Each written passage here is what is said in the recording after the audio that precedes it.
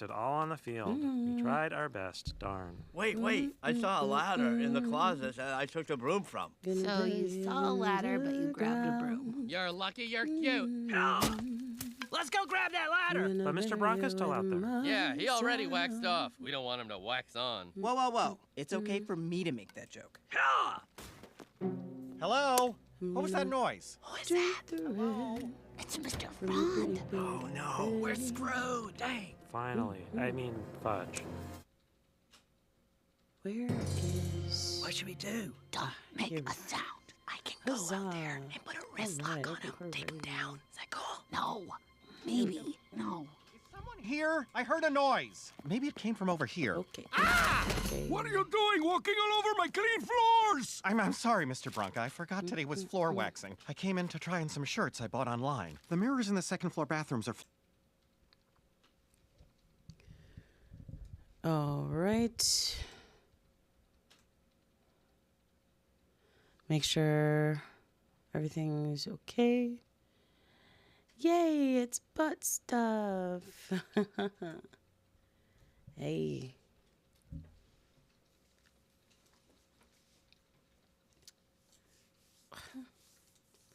All right. Welcome. Do. Ba-da-ba. Hey, y'all. I just got done watching a lot of Bob's Burgers. Slappa made like pasta. And like we got like those old school like fruit snacks.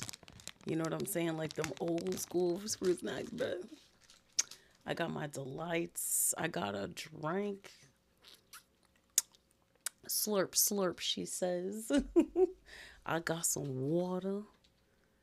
What vibes and delights did y'all get? Yes. Slap just like happened across these. He always happens across them in the most random places. All right, guys. Welcome. Nice. One of our friends left one of those over at our house last night. Fucking awesome. All right, y'all. We're gonna get started here in the next couple minutes. I just wanted to wait for a few more people. That's enough. Y'all will be fine. All right, y'all. Heck yeah. Hey, man. You never know when you're going to happen across them again. All right, y'all. Hey, friends, and welcome to the Red Rainbow. We live. It's going to be live. I don't know what I'm doing, okay? Welcome to the Red Rainbow. I will judge everything. And then I forget all the words after that. I don't think I really wrote anything after that. But I should probably figure it out. But anyway, guys, the Red Rainbow. The Red Rainbow. Hey, y'all. I hope y'all rainbow. Hey, y'all.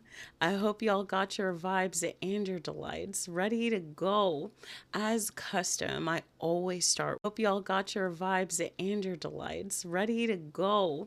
As custom, I always start with one icebreaker so that enough people can get in for the... What the fuck? Did y'all see? Did it skip or something? Anyway, but this is all the stuff that Slappa edits out. Okay, so it did kick. That was so weird. Anyway, but this is all the stuff that Slappa like edits out all the time. All right. So let's get started with a story called Am I the Asshole for Refusing to Let My Brother's Fiancée Wear Her Late Mother's Wedding Dress at My Wedding? All right. Somebody sent this to me in my Discord channel. Join the Discord. okay? And mostly, I just like really love the energy that you guys always have. Hey, I love it, guys. I love to see y'all here. Join the Discord. It's in the link in bio. We have a lot of fun in there. We have pets. We talk shit. We vent. We are just so happy. This is going to be the coziest live ever. So if you're expecting me to blaze through these stories, go elsewhere because we finna chill. Okay, we finna fucking chill. All right, let's jump in. So I, 28 female, am getting married in 2 months. I've planned every detail down to the last flower petal. It's my dream wedding, and I've been saving and planning for years. Here's where things get tricky. My younger brother, 26 male, is engaged to his fiancée, Emma, 24 female. If you're like a person who watches the podcast, Emma, Emma. And she recently lost her mom in a tragic accident. Emma and I have always gotten along fine, but we're not super close. Anyway, her mom had a very beautiful, expensive wedding dress that Emma inherited, and it means a lot to her. A few days ago, Emma came to me in tears asking if she could wear her late mom's wedding dress to my wedding as a guest. I was shocked because this felt off. Right, but hell yeah. And yeah, that is off, dear friend. Like, I totally understand that she wants to honor her mom, but I just feel like a wedding dress at someone else's wedding is not the time or place. Right, wear it at your own damn fucking wedding. What the hell, are you kidding me? And then, especially since she knows I have a very specific theme, color palette, and vibe for my day. I told her that I didn't think it was appropriate, and she started crying, saying it was the only way she felt her mom could be with her during a major family event. She said she'd never get to see her mom at her own wedding, and wearing the dress felt like a way to keep that connection. I felt for her, but I held firm that my wedding wasn't the right time for that. Well, now, my brother is furious with... For what? What? Well, now, my brother is furious with me, saying I'm heartless and selfish, and a bunch of family members have started to take sides. Some say Emma's request is deeply sentimental and that I'm being too rigid about wedding rules. While others agree, y'all see me, while others agree that it's weird for a guest to wear a wedding dress at someone else's wedding. Right. Emma hasn't spoken to me since, and my brother says they're considering not coming to the wedding. Emma hasn't spoken to me since, and my brother says they're considering not coming to the wedding at all unless I change my mind. Bye. Who gives a shit? Did you pay? Hell, considering not coming to the wedding at all unless I change my mind. Bye. Who gives a shit? Did you pay? Hello. Quickly. Is this thing on? No, I'm kidding. But seriously, what the fuck? My fiance is a mother's wedding dress to my wedding. No. Who is this person? My younger brother is engaged to his fiance, Emma. I'm getting married in 2 months. I'm trying to figure out where the fuck this bitch is coming from. So she's not even part of the actual blood family. Okay.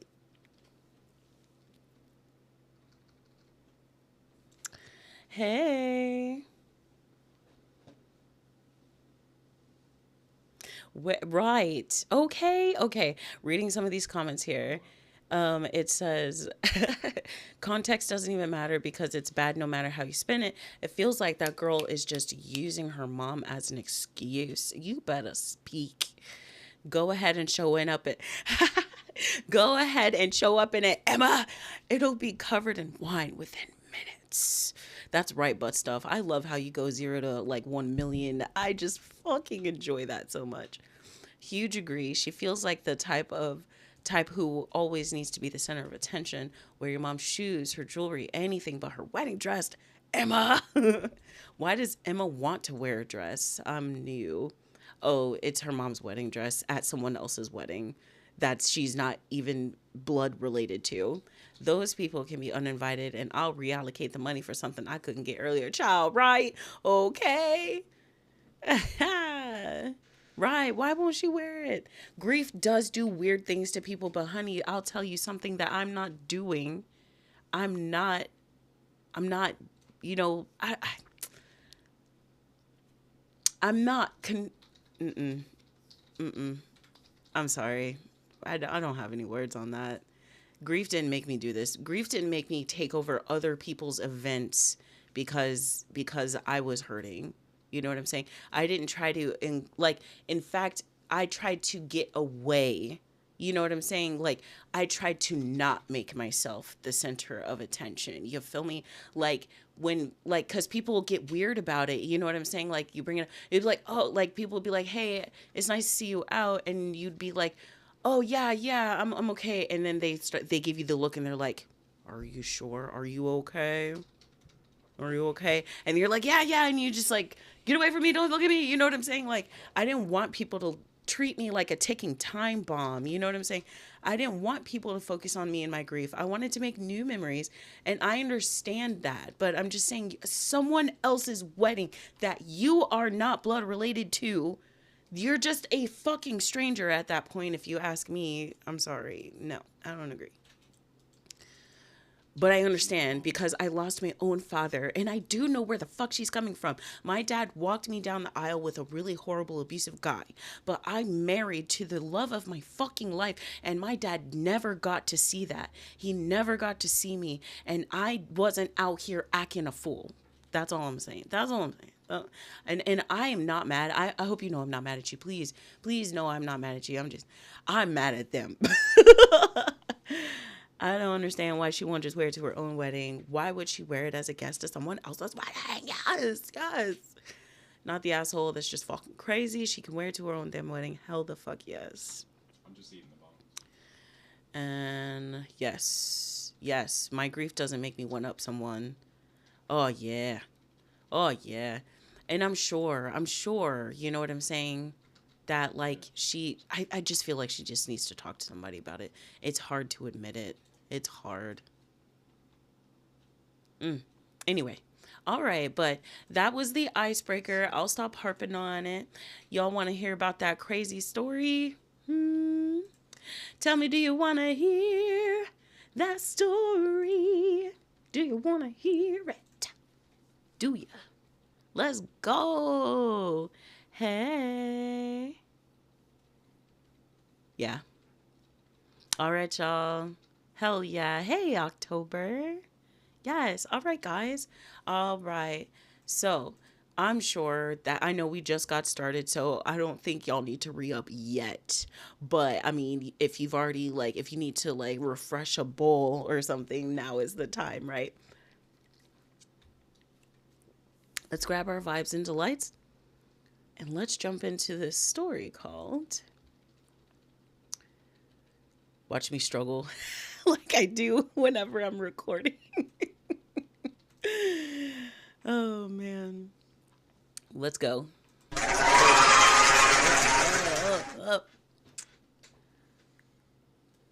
I've been here. Yes. Oh, felt like we ran out of the nice syrup until tomorrow.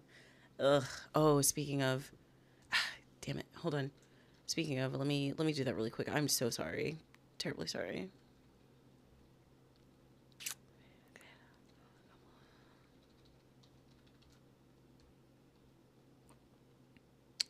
All right. So let's jump in now that I've texted the plug. Let's jump into the story called My Husband is Backing Me Up. And I feel kind of sorry for him. Oh, I'm sorry. My bad. This is another one. I'll read this one last if y'all want me to. I'm sorry, guys. Hold on. Let me get in my Discord and pull the right story for you guys. My apologies. I think my husband fathered his best friend's children, and now one of them is attracted to my daughter. Now, this is part 2, but if you're with me, let's go back to part 1, okay? This part 1 is long as hell, and I am going to take it slow, okay? I'm going to read and I'm going to try not to veer off too much, okay? And I can do that, but I will try my best not to.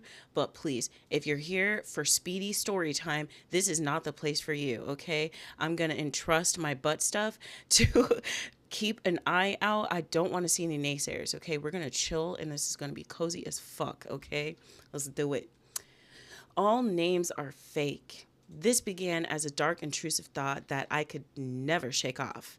And over the years, it has bloomed into a poison flower that affects my entire psyche. I'm a 42-year-old woman. My husband, Luke, is 43, and Amy met Luke in college, but he's known Amy since they were about 7. They did everything together and understood each other implicitly. They were best friends. They've always insisted that they are surrogates, siblings to each other. Ooh, what were we talking about in the Discord channel? All right. Naturally, I, as a new girlfriend, felt a little threatened by Amy and her closeness to Luke, but they both reassured me I had nothing to worry about, that their bond was not romantic and had never been sexual, that Amy was just his sister, the sister that Luke had never had. I believed them, and it didn't take long for me to forget and any insecurity I had about Amy. She became my friend too. She officiated our wedding. Luke and I have built a wonderful life together, and we always had a strong relationship. After we got married and moved in together, we still saw a lot of Amy, and I was fine with that. I've passed many a night on the town trying to help Amy find a man, as she has always lamented about how she is unlucky in love. Luke and I started to have children after we were married, and around that same time, so did Amy. For further context, my children are Sophie, Owen, Louise, and Carter. Amy's children are Tom, Kaylee, and twins, Adam and Jenna. Okay, 4 children each. Now, Amy was not in a relationship at this point. She was not married. As far as I knew, she was just dating, but not consistently. As Luke and I had more kids and our family grew, periodically, Amy would find herself pregnant as well. I don't like that. Knowing the title, that makes me ick, okay? That makes me feel the ick. And now icky. It's icky. Okay. Okay.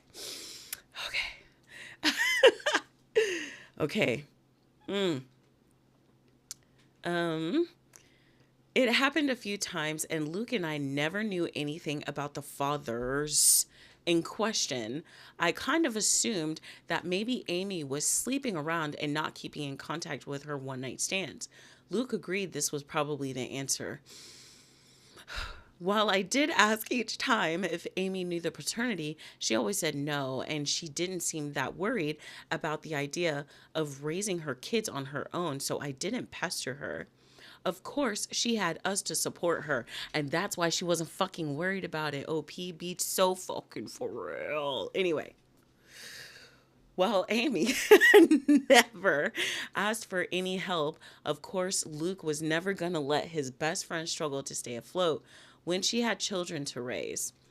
Financially, we are very fortunate and privileged.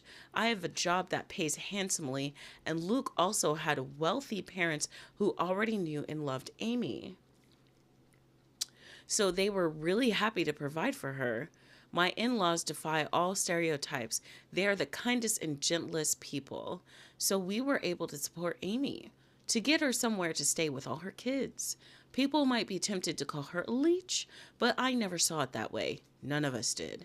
She needed help, and we could provide it.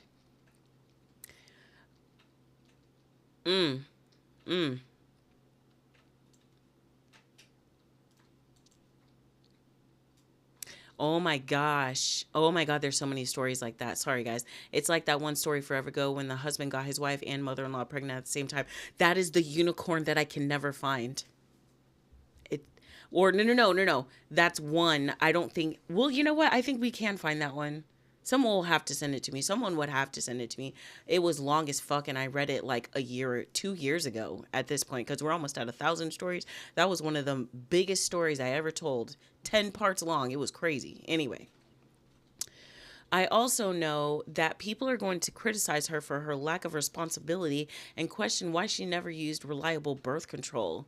Honestly, that is a really long story, and I don't want to get into it because I fully don't understand her reasoning, but it was quite important to her that she never be on birth control, and that whatever came of that choice, she would accept.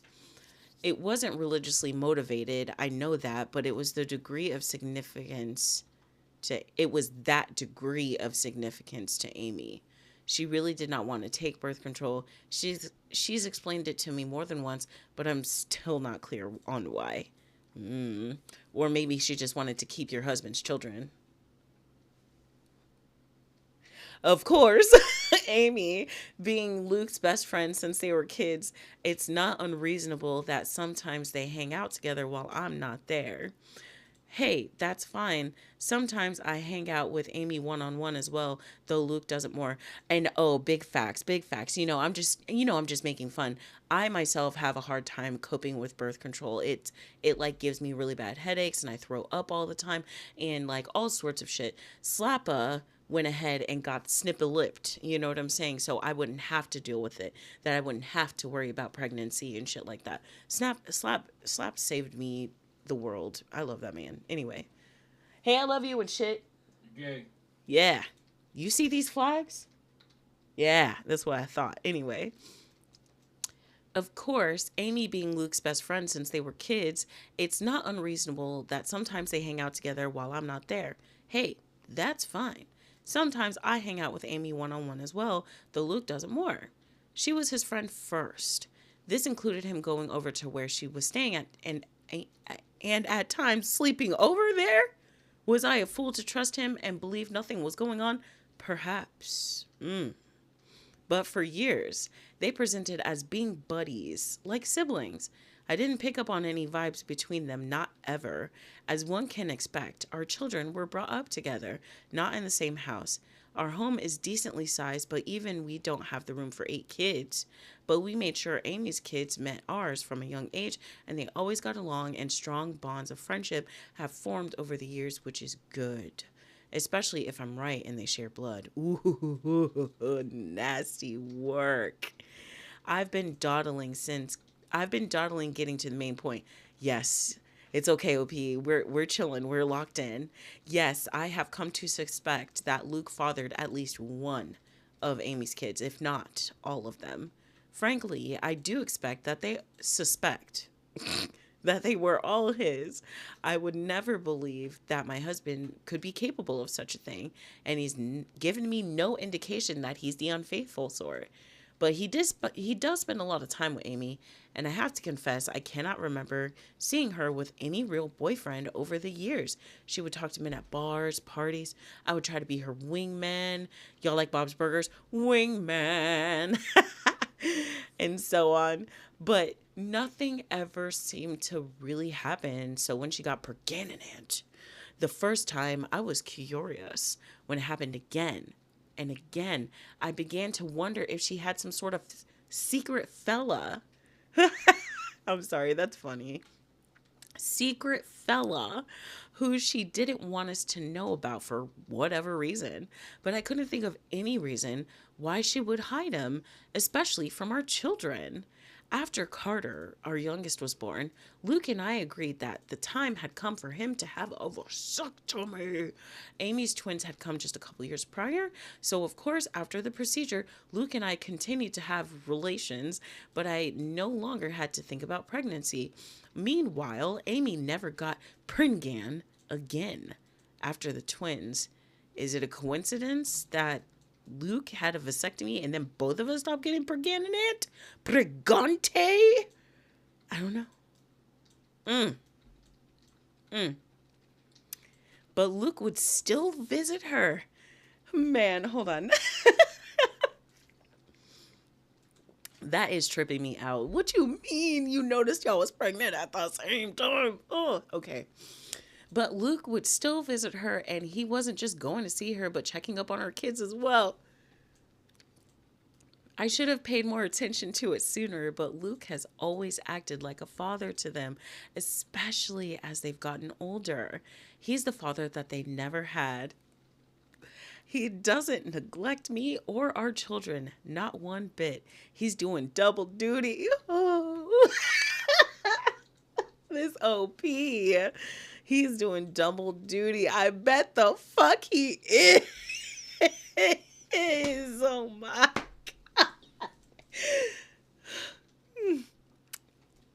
On its own, the idea that he is a surrogate father to Amy's fatherless children isn't inherently suspicious.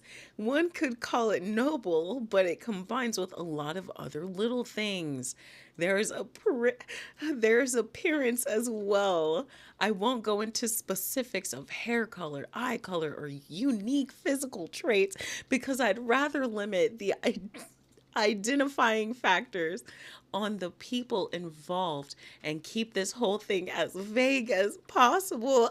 I don't think we can be vague anymore. I'm so invested. I'm so invested. I'm tired. I hate y'all. Ooh, but I'm invested. Okay. Woo. But suffice it to say, Amy's children, they certainly look like they could be Luke's. Kaylee has a very unusual allergy that Luke also has. The twins look very much like him, Adam in particular. Y'all remember that Vine? Adam. The older Tom has gotten, the more of Luke I can see in his face and personality. While the race doesn't matter, the reality is that Luke is a different race than Amy. And Amy's children look pretty biracial. I could easily believe that their father is the same race as Luke. I'm finna throw the whole table that my whole computer is setting up on. My mic is attached to. I'm about to throw it. I'm about to throw it. Okay. Oh my God. I'm sorry. I was holding it in. Oh my God. Doesn't mean Luke has to be the father, but it sure seems like it. If it walks like a duck, child, if it talks, honey, baby, stop. I have never voiced my anxieties to either Luke or Amy.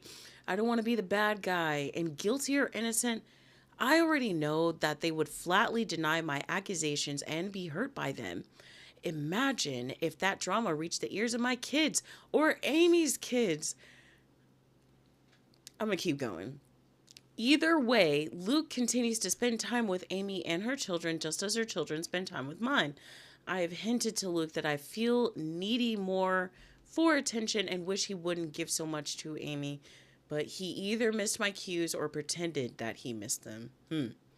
I don't want to push this idea that he's favoring her because it's not even true. He's never neglected me for her. I just can't shake the feeling that Luke and Amy have been intimate before, likely numerous times. Whew. As far as I know, Amy never really wanted to be a mother either. She wasn't opposed to it, and when each of her children came into the world, she instantly fell in love with them. But motherhood was never really a major part of her life or identity. In the grand scheme of things, when we would talk about the future, she would sometimes mention a husband and children.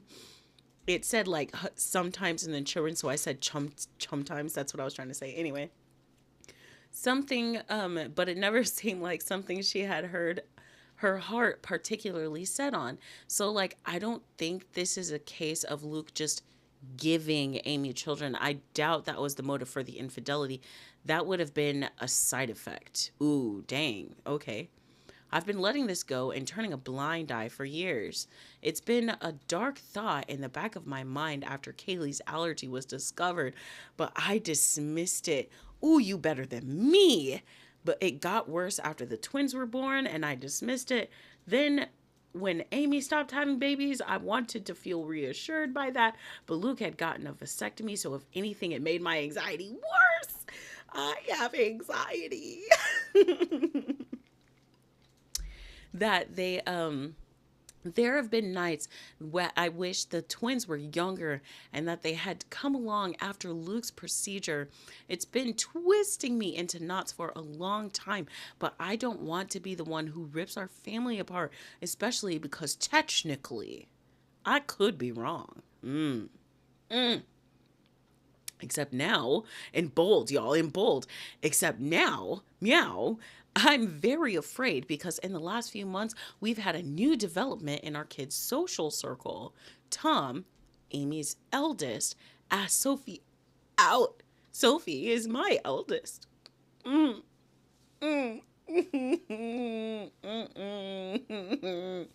She's really blossomed over the last few years and become quite the outspoken beauty, and I'm not shocked to see she's getting male attention. But Tom asking her out had me thrown. Sophie said no, thank Jesus. But only because I'm quite protective when it comes to her exploring dating, and she knew she'd have to ask me first. I could tell she was flattered and intrigued by his interest and wanted to say yes. She approached me to talk about it. Bless my girl, she did everything right. I think she expected I would see things her way and agree that she could date Tom. Much to her surprise, I firmly said no. God, I'm surprised you didn't scream and lock her in the closet. You know what I'm saying? Good Lord. That caused a bit of conflict. Oh, she didn't want to date him that badly. She just couldn't understand why she wasn't allowed to. And I couldn't explain it to her. All I could come up with was, he's too old for you. How old is she? Hold on. How old is this baby child? Sorry for the scrolling, but how old is baby child? She's 15 and he's 17. Yeah.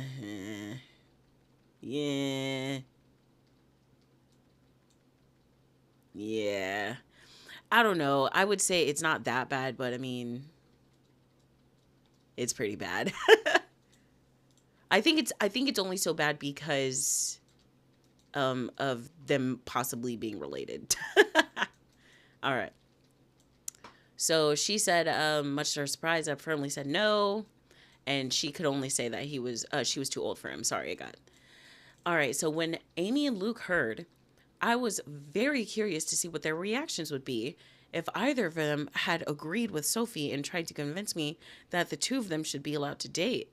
I think that they would have been relieved and taken that as proof that I was wrong about something going on between them, wrong about who fathered Amy's children, but the ambiguity continued.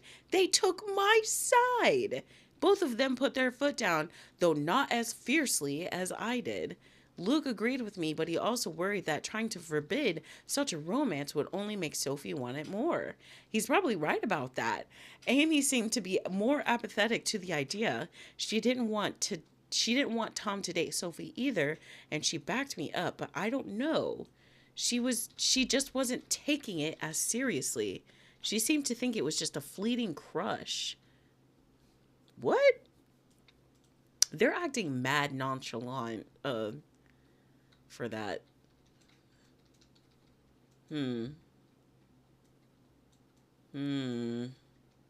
Yes, you have to tell them. You have to tell them.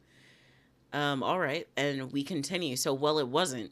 In the months following these conversations, Tom would spend more and more time with Sophie.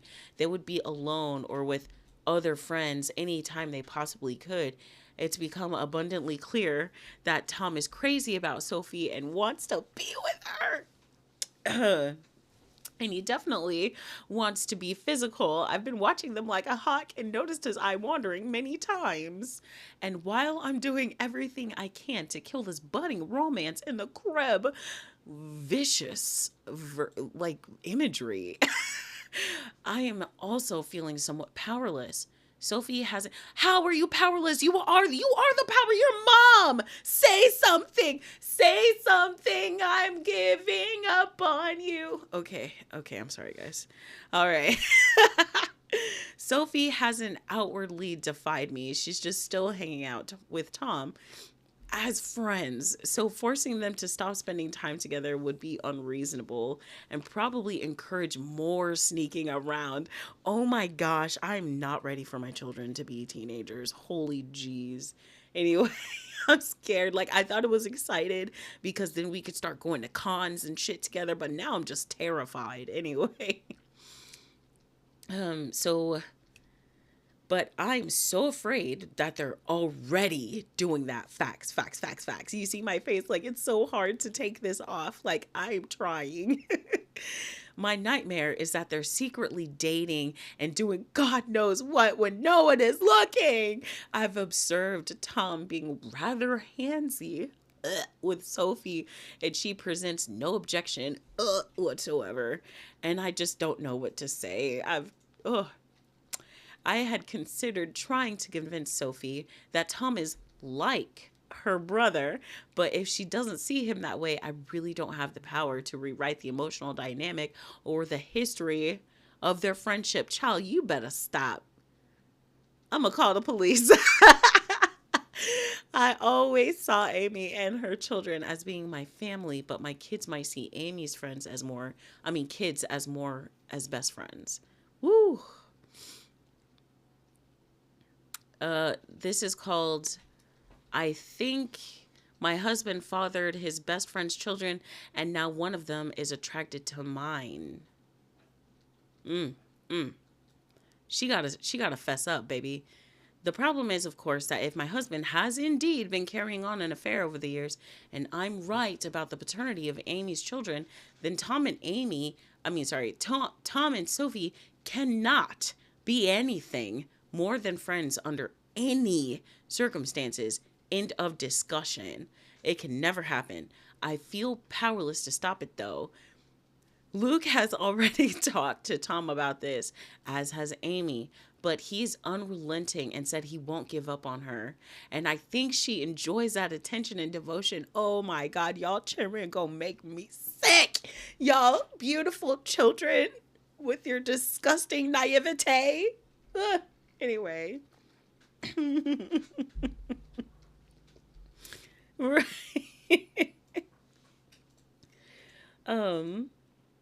Tom has also confronted me and asked, why am I so against this when I know him very well and I know that he would be good to Sophie?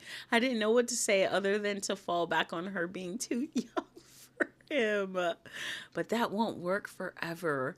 If, God forbid, they're still attracted to each other in a few years, then they'll pursue this with abandon. And once they're legal adults, there's nothing I can do about it. Amy and Luke agree with me that Tom cannot date Sophie, but that's all they've really done. They are fucking gross. Amy and Luke agree with me that Tom cannot date Sophie, but that's all they've really done. They feel just as powerless as me to prevent teen love. It genuinely feels like all of y'all are weak. And y'all have created a weak... You know what? I'm not going to say that. That's not fair to the children. Just because y'all are weak as fuck and y'all can't fucking own up to it. And now your fucking children are going to start dating you weirdos. Anyway, my bad. Anyway. Oh. I forgot my place. I lost my place. They feel just as powerless as me. It genuinely feels sometimes like they've just given up and will bury their heads in the sand about this. Just do nothing and hope the feelings pass as Tom and Sophie get older, which, yeah, they're in high school. It's unlikely Tom will be in love with Sophie forever, but my fear is that she'll let him do something intimate with her before that time comes. Something neither of them can take back. Oh, my life. I am this close to opening a door that you cannot close. Man, the way that I would kick the fucking door down, I would kick that bitch down, okay? I am this close to opening a door I cannot close. This close. The fingers are touching to screaming at Luke that this wouldn't be happening if he hadn't cheated on me this many years, if he hadn't been all but raising a second family with his surrogate sister behind my back. Y'all are all disgusting. That's probably why they don't see too much wrong with it, you sick weirdos. Ugh, gross. Now Luke's son wants to have fun times with other children who might be related with them, and it's all Luke and Amy's fault for what they've done. Let me just scroll past that really quick. Oh my god, this OP is relentless. If I speak up, everything gets blown to hell. On the off chance that I am wrong, I'm a horrible monster who accused the love of my life and one of my closest friends of doing something horrible.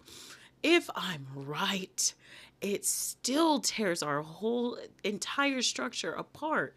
The family and social unit we've become over the last several years is gone, and everyone will be stressed and upset, even if Luke and I don't divorce. If I do nothing, Sophie's eventually going to be his girlfriend, and I'm low-key terrified. Hello?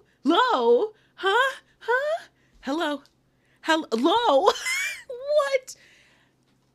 Low-key terrified it will happen sooner than later, or worse, that it's already happened under my nose.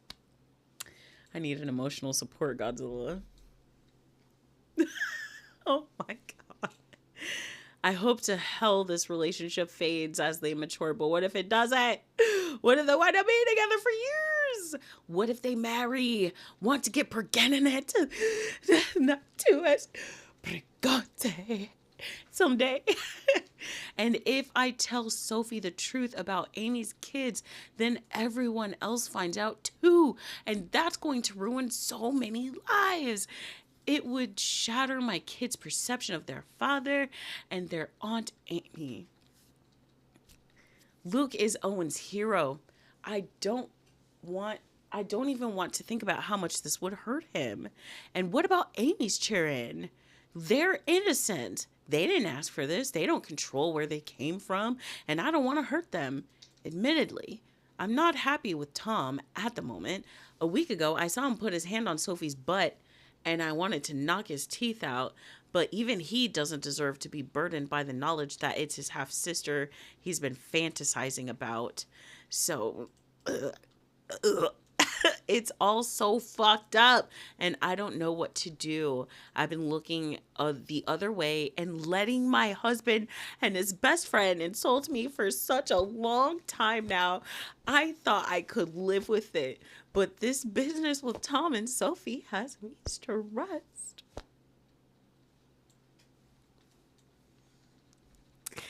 That's the end of the first post. What do y'all think about that? Oh my gosh, now's the time to re-up. We're in between parts. Oh my gosh. She became suspicious when she and Amy kept coming up pregnant at the same time. And then one of the kids had an allergy that's like unusual, that's the same as her husband's. Yeah.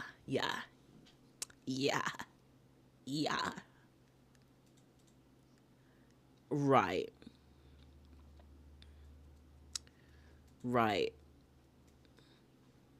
Oh my god, right. Did you see the way I manhandled my emergency support, Godzilla?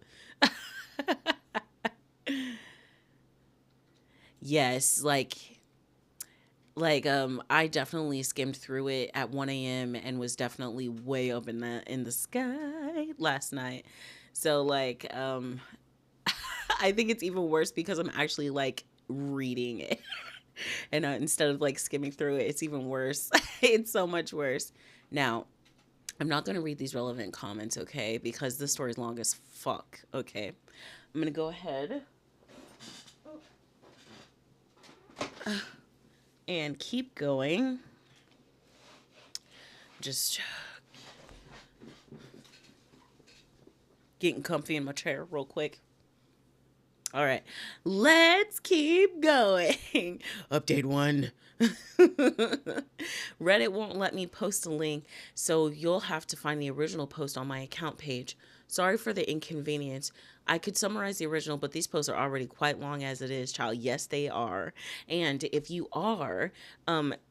want to join my Discord channel, join the Discord, okay? And I did share it in our suggestions and pay the pet tax. And just like I said, it's a really chill vibe in there. We have a lot of fun. We're real sweet peas. And we just bullshit in there. And it's really supportive. Anyway. First of all, wow, I did not expect my post to get as much traction as it did. Are you fucking shitting me, girl? Anyway, I was half worried that someone in my family or social circle might find it, especially when someone alerted me that the post had been shared to Facebook. But as far as I can tell, no one in my family has seen it. I want to thank all of the kind commenters who wished me well. To those who were more frustrated with my indecision, I get it, but I was operating with an uncertain situation, and the stakes were incredibly high. No, I'm kidding. Not really, though. I feel like no matter what choice I made, something could and likely would go wrong. I've spent the last 5 years imagining different scenarios based on different ways I could go about this if I ever decided to act on it.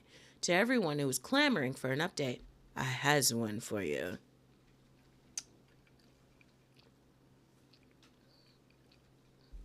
I previously said that I was going to do a secret DNA test and that I had decided on that course of action. In the end, I couldn't go through with it. This equipment is expensive. Because I show. Yes, anyway. I didn't go through with it, and now I'm regretting it because the window to do so has essentially closed. I just felt like it would be out of line for me to do that with another person's child behind their back. Ethically, it was dicey. Okay, fair. And also, this OP is quite wordy. Okay, wordy. Okay, she talks a lot. I've since consulted with my lawyer, as many commenters suggested, and she advised me against doing so because no matter what the results were, it would make me look bad in a potential divorce proceeding. But I really wish I had done it anyway and just not told anyone because I really badly need... Ooh, excuse me. But I really wish I had done it anyway and not told anyone because I really badly need to know, and I still don't know for sure. Likewise, I wanted to tell Sophie in confidence, but the more I thought about it, even that seemed over the line, like I had no right to plant such ideas in her mind about our father without even talking to him first. So what I ended up doing was confronting Luke and Amy. Many commenters suggested this as well. I finally told both of them that we needed to have a serious talk. It felt counterproductive to approach just one of them because I figured they would tell the other about what happened in their own words before I could prepare my own. I wanted them to hear what I had to say. Once all the kids were at school, I laid down all my suspicions and the reasons. I made it clear how much I love both of them, but a combination of clues led me to notice the similarities between Luke and Amy's children, and I didn't even list all of them in the original post. For example, Luke has been a sleepwalker in the past, so have Sophie, Tom, and Adam. I said over and over how much they meant to me and how I didn't want to believe it, but the thought had crept into my mind in the past, how I had dismissed it before, but now with Tom and Sophie having crushes on each other, it became necessary to pose the question. So I asked if they ever had crossed the line, if Luke had ever been unfaithful, if there was even the slightest possibility that any of Amy's children were his. I was just trying not to cry. O.P. Well, they reacted exactly the way I thought they would. Their responses were perfect and so very well rehearsed. Ooh, nasty work. I genuinely can't tell if it was honest, emotional, or powerful gaslighting. Amy was more upset than Luke. or at least more outwardly upset. She was angry, offended at the accusation. It's when they get unnecessarily angry. Luke had just seemed heartbroken by it. I know he's playing a part right now, but I bet you he's heartbroken because he's like, fuck, she knows, bro. She knows. Ooh. Maybe they were just acting, I don't know. But somehow they had reasonable responses to all the points I brought up. They've been talking about it for years, honey bunny. Damn. They probably are like plankton at this point. You know what I'm saying? They pulled out a file cabinet and said, Plan Z. You know, steal the crown and send it to Schultz. You know what I'm saying? You know what I'm saying? Icky. Hey. We just got to some juice. Check out butt stuff in the comments, or if anybody wants to give you a quick rundown, we're getting into the juice. Basically, she just confronted them with right. She just confronted them with her thoughts about them having an affair and possibly the children being related. And then, so they had all these reasonable responses and they were gaslighting her. And then I had never objected to them having alone time before. Why did it suddenly bother me now? Do Amy's children really resemble Luke that much? Or are things like hair color, pretty basic, traits to have in common? The whole family had always treated Amy and her kids as part of our unit. And I had previously commended Luke for stepping up and being a father to Amy's kids since they didn't have one. Why was I now saying it was a bad thing? What exactly did I want them to do? How could I think such a thing about them? Why had I waited so long to say something?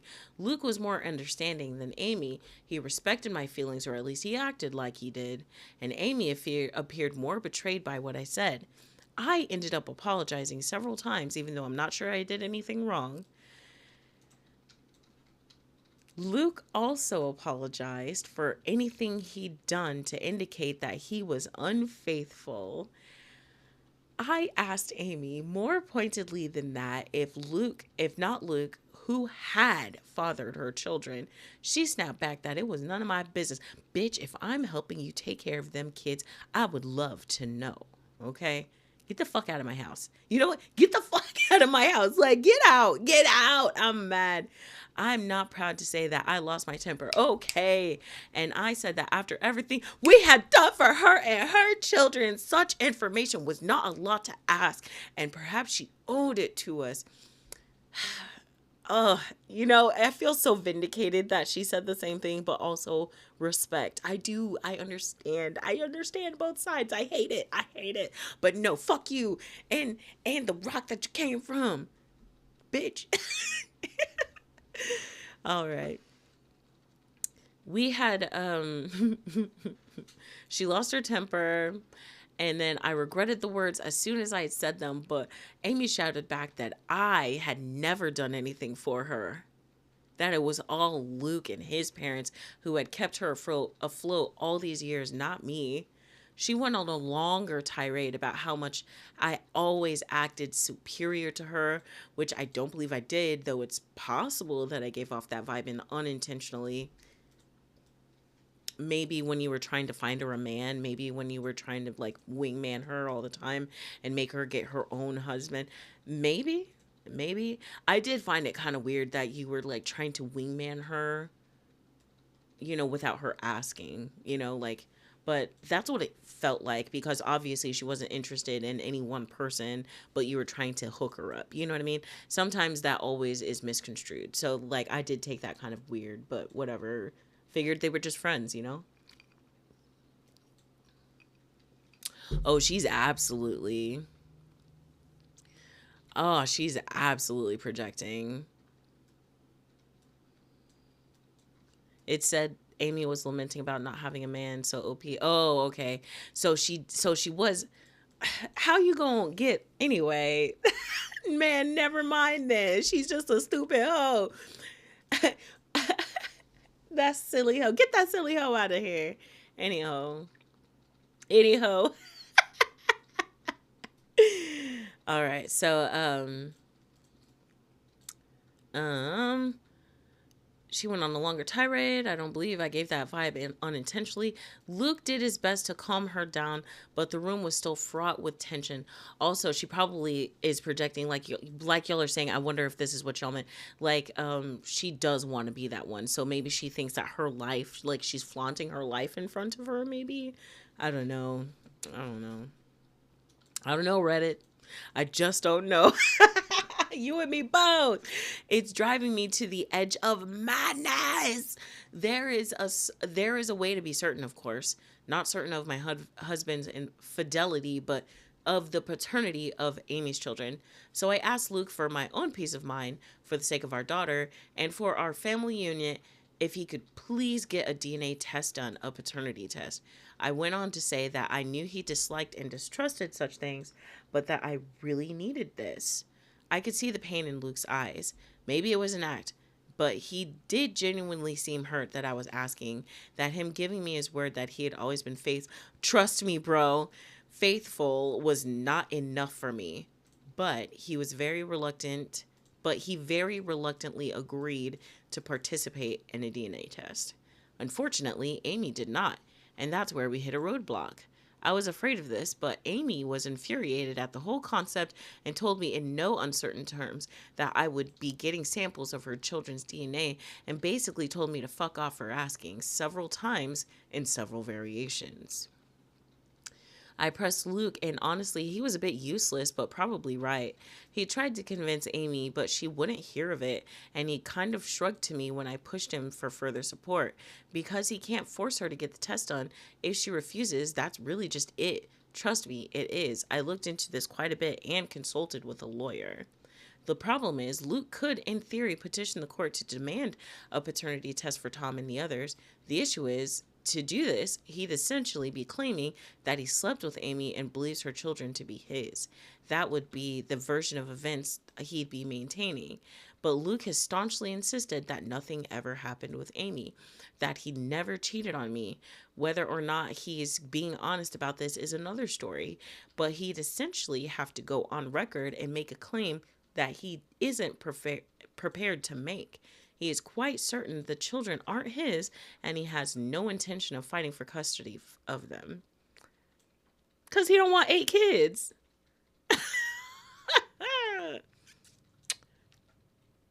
So no judge is going to compel Amy to submit samples of her children's DNA. Tom is also old enough that his consent would be a factor. If both he and Amy refuse to participate in the test, it's unlikely that Luke would have a case. He'd have to target one of Amy's younger children, like, say, one of the twins, but he doesn't want to do that. He doesn't want to take his best friend to court to prove something that, in his words, he already knows isn't true. Luke is asking me to please just let this go and trust him. Trust me, bro. Because pursuing this will fracture everything. And according to my lawyer, it's not realistic anyway. For Luke to establish paternity, he would need to admit to the affair in the first place, and he's not doing that. And if he did, that would be pretty much all the proof I needed to be certain, even if we need more in a case. I pestered him further about Tom and Sophie, insisted that I didn't want them dating. Luke agreed, and apparently Amy still agrees. Luke plans to have a talk with Tom and activate protective Papa Bear mode. Among other things, he's going to remind Tom that in a couple months when he turns 18, him being intimate with Sophie will literally be a crime. That's why I was like, it's kind of weird. We're in a weird place here. I wouldn't actually press charges against him, as I know he'd never do anything against her will, but I'm not above implying the threat. Thankfully, Luke isn't either. I did ask him if he'd be open to potentially swiping a sample of Tom's DNA to do a private paternity test, but he was very hesitant about the idea. Like me, he viewed it as unethical. He also pointed out that if we were to do this and Amy found out, it would mean the end of our friendship with her, most likely. I don't give a fuck. Okay. Things are, Luke believes, still in a salvageable state, where Amy and I can reconcile and become friends again.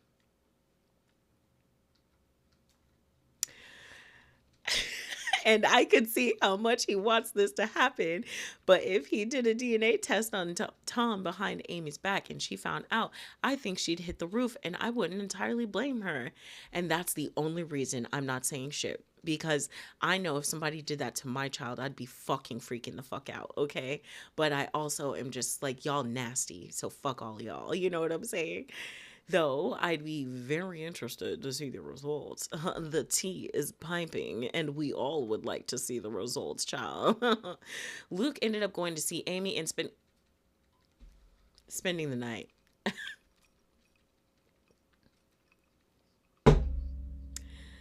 I know all of you are cringing and throwing your hands up. Trust me. I hope every single one of y'all did too. I hope somebody threw their phone across the couch. I heard. I hope so. Pick me back up though. We need to keep going. Okay. But they ended up spending the night, and I know y'all are cringing. I wasn't happy about it, but that was a very long conversation, and he was adamant that he needed to perform damage control, so they spent the night with Luke maintaining that nothing happened. I didn't sleep a wink, and I kept texting him for updates. As far as I can tell, Amy's going to cool off, but she just needs time. Luke and I talked things over when he came back in the morning, and it was an emotionally fulfilling conversation, and we ended up agreeing to take the kids, not our kids, not Amy's, to visit their grandparents for a few days. It was an impromptu visit, but we've done it before, and they were delighted to have us. I just really wanted our side of our family to spend some time together away from Amy's side of the family, so to speak.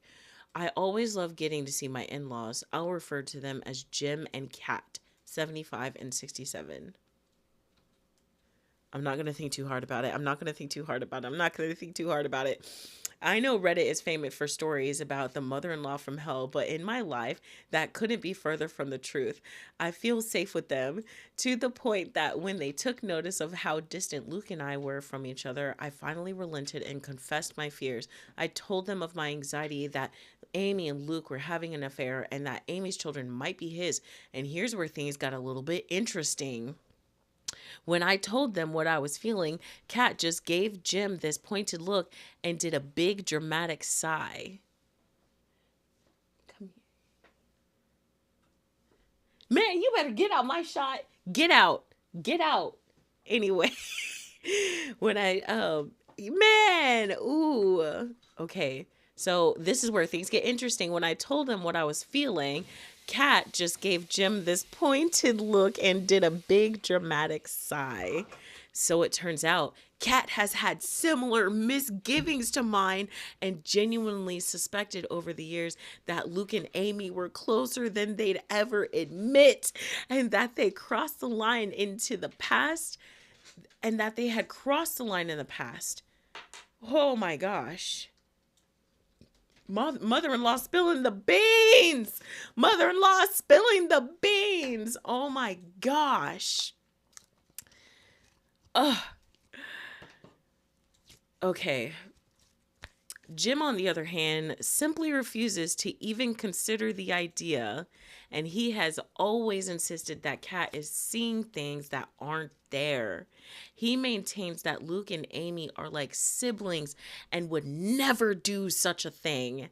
Kat thinks, let me pull up some, his stance on this is naive, and that even if she and Jim had taken Amy in and loved her like a daughter, that doesn't mean that Luke viewed her as a sister or that she viewed him as a brother, which is so fucking crazy because that's exactly what the mother was saying at the beginning of the story. That's why I was like, there's no way. That's why they're being so nonchalant about it. They're being so nonchalant about it because they think it's normal. Fucking freaks. I'm sorry. I got carried away. I'm so terribly sorry. You get the slime in your hands and you get kind of interested. Anyway, but Jim just continued to insist that this is what they are and that had always been. I could tell that he and Kat have already had this conversation before, and they kept going in circles. Oh my gosh, with Kat getting exasperated. She, she pointed out that surrogate siblings or not, Luke and Amy were not actually brother and sister, so nothing was stopping them from being physical together, even if they felt a mutual retraction, or if they felt, sorry, a mutual attraction. At that point, Jim just sighed and walked away from the conversation. So yes, Kat has privately wondered if Amy's children weren't fathered by Luke, which is part of the reason why she's always treated them as her grandchildren, which has never been something I minded, to be clear. I also don't mind that Kat never voiced these concerns to me. I don't know about that one. What do y'all think about that? Like, sound off. I'll be checking here in a minute. She never voiced her concerns to me. She has no proof, and she saw far less of Luke and Amy's closeness in our adult lives than I did. As for the kids, they're doing all right. I don't know what Amy told her children, but I think the general consensus, the official version of events, is that Amy and I had a fight and needed a break from each other. That's what Luke and I told our children, and when I pressed for more information, Luke did defend me and shut down the questions, saying it wasn't their business. I don't know if Amy kept to that version of events, but my children and her children have been on each other's phone numbers and social media, so they've been presumably still in contact over the last 2 days. I think my children would have kept Amy's kids in the loop on the updates. Right. I was like, you know, them kids be talking, and kids be talking. Kids be talking. Kids be talking. After all, we know Sophie and Tom are very close, and I did try and talk to Sophie about that more, but the timing is off because Sophie rejected my counsel and interpreted my reinforced reluctance as being attributed to my fight with Amy. She maintained that she wasn't dating Tom. To what degree that's totally true, I don't know. But she's going to remain close friends with him. And while she isn't usually a disobedient child, she made it very clear that she was putting her foot down on this one. And to be fair, I can't really justify trying to separate them or forbid them from being friends. They've known each other for years. Luke has my back on them not being allowed to date, but he wouldn't have my back on them not hanging out anymore. Ugh, gross. I wish I had a more definitive update. If anything significant happens in the next few days, I can let you guys know. I'm mostly just kicking myself for not having done the secret test, even for my own peace of mind, as I now feel like I'm locked out of the only way to get definitive proof one way or the other. Wow.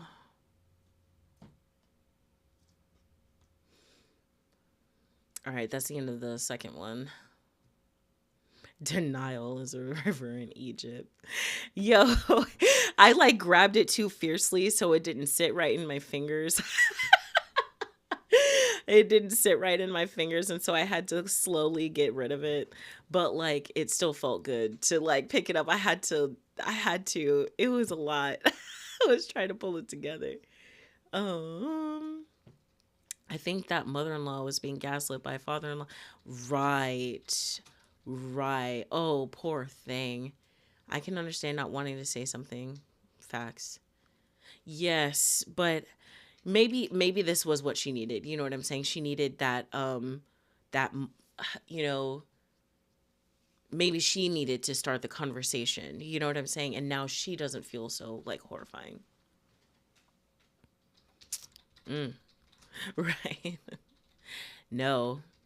This is not the last update. We're not even at part 2 yet. We're just at the second update of the first part. Bro, no. This is actually part 3 of part 1. Yeah. I didn't expect to have... Oh, go ahead. Let's take a sip, y'all. Grab your vibes and delights and let's take a deep breath.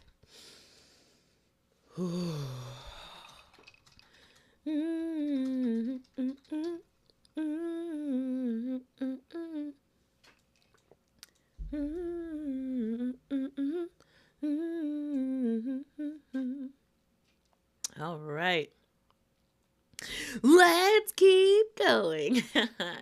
All right, so I didn't expect to have another update so quickly, but after posting my first update, I did a lot of thinking about my kids.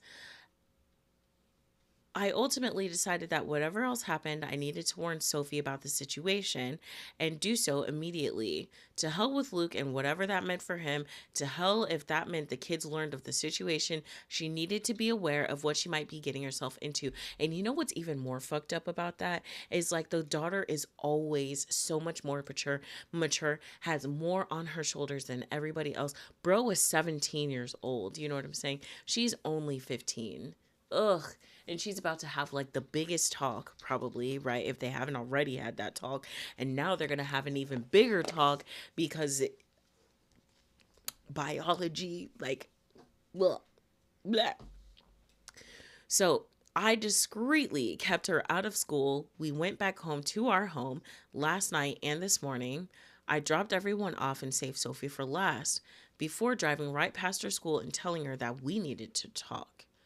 Always a frightening thing for a teenager to hear from a parent, but I was quick to establish that she was not in trouble, but she needed to know the truth about why Amy and I were fighting, why her dating Tom was out of the question, and I very gently explained that because of Luke's closeness to Amy and Tom's resemblance to him, I had come to suspect that perhaps Luke and Amy were intimate at some point over the years.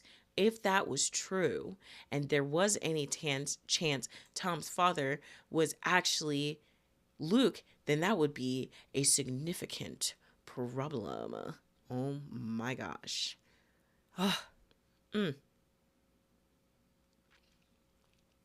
Sophie was quiet during all of this, and even after I had stopped talking and let her respond, she paused for quite a while before she finally said that she needed to get Tom and discuss this with him as well.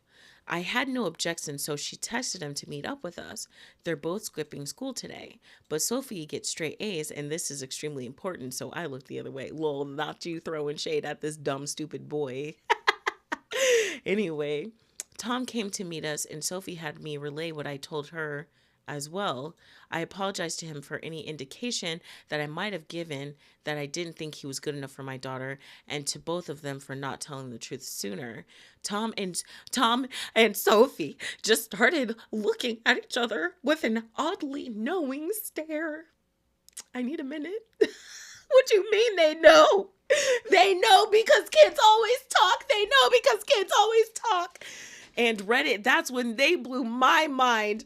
Hold on. Sophie spoke first with Tom backing her up. They revealed to me that in fact they had already known about Luke and Amy, or at least they strongly suspected. Apparently Tom has overheard conversations that are questionable, as well as overhearing the sounds of relations from Amy's room. Sounds he would just as soon forget, but all signs point to Amy's lover having been Luke. Tom had worried for a long time, and back in January, he finally voiced his fears to Sophie, and she agreed with him. And she could also see a sort of strange closeness between her father and his mother. And they agreed that Luke was likely having an affair. They agreed that because of Kaylee's allergy, Luke, see how obvious it is that even the children knew. You nasty motherfuckers. Oh my gosh. If I get banned, I'm going to Twitch, okay? Anyway, I'm just letting y'all know. Follow me to Twitch, okay? But I think we're okay. We're okay. Oh my God. They agreed that they were having an affair because of her allergy, and if Kaylee was Luke's daughter, the rest of Tom's siblings could be Luke's as well. Tom could be Luke's kid himself, and the math led them to the same places as me. Damn, them kids is beautiful and smart. Them some good ass fucking kids, bro. Oh my gosh. Oh my gosh. In front of the children. Oh, sickening. Okay. So Sophie and Tom came up with a little plan. As it turns out, they are not in love. They never were. They still are just best friends, but they had the same instinct as me that they didn't want to blow up our entire family and social unit without more direct evidence, which Tom has been working on acquiring. And though Sophie very badly wanted to tell me the truth, she was hesitant because she knew it would shatter me. She had no idea I was already suffering in silence. Sophie apologized for not voicing her suspicions sooner, and honestly, we both cried, and I made sure she understood that none of this was her fault and that I loved her very much. So the bottom line is Sophie and Tom already knew that they could be half siblings and weren't actually interested in being a couple. That was their idea for how to rock the boat, to force Luke and Amy to do something about this situation rather than just making a fool out of me. I also think it was Tom and Sophie's way of punishing them for their affair. Oh my gosh, these kids are next level. That's Gen Z for you. That's Gen Z for you, man. So every flirtation I've witnessed, every inappropriate touch, all staged apparently, and for the benefit of Luke, Amy, or both. This was supposed to make them sweat, and Sophie and Tom expected that they would jump out of their seats to forbid it from happening when I was the only one who did instead. That kind of threw the kids for the loop, and they couldn't understand why I cared more than the actual cheaters did. They began to suspect that maybe I did know. Tom confronting me that one time about why can't I date Sophie was him trying to gauge whether if I knew or not. Maybe I shouldn't be surprised. Sophie and Tom have always been close friends and confided in each other. Maybe I should be a little more concerned at how sneaky they've been. But honestly, I'm just so relieved they're not dating. So sure, they could be lying to throw off the scent, I guess, but they already apparently knew that they were likely related. They didn't blink at all when I told them. We even had a bit of a laugh together when Tom mentioned that he'd been a little offended that I was so against him dating my daughter. And I kind of jokingly asked him, so you don't think she's gorgeous? And Tom, bless his heart, shrugged it off. She is, but so is my English teacher, and I'm not asking her out either. Dang. What a cutie. Aww, little baby.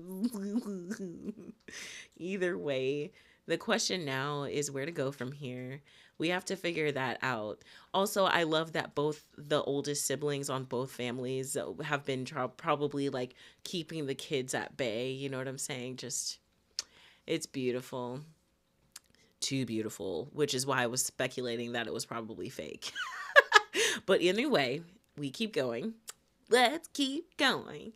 Either way, the question now is where to go from here. We have to figure that out. I will say that it is such a relief to have told Sophie, and I feel like an elephant has taken one of its feet off my chest. Having her in my corner and Tom in my corner as well means a lot to me. And even though I basically just got it absolutely confirmed that Luke is sleeping with her, I kind of already knew that anyway. So now it's just a question on how to proceed. Tom has already volunteered to submit his DNA so I can compare it to Luke's, and both he and Sophie advised me not to tell Luke and Amy when I do this, which I agree with. They are both completely on my side, which means more to me than I can ever express to them. Tom has also been trying to set up a camera in Amy's room to catch her and Luke in the act. Ew, disgusting that poor baby has to catch his own mom being gross. Ugh, disgusting. Sophie flat out told me that I needed to divorce her dad. And hearing that from my own daughter made it clearer than it's ever been. She's right. Damn. Oh my gosh. And that's the end of part 1. Woo! Child. Ugh. Yes. Oh my gosh. Oh, those little babies. Ugh. It is scandalous. Oh my gosh, y'all have been blowing me up over here. Oh my gosh, thank you guys. Thank you. Oh my gosh, thank you. Thanks, guys. Yeah, that was just part one. We're about to hit part two. Let's take a moment. Let's take a breath. Go get your snacks. Oh.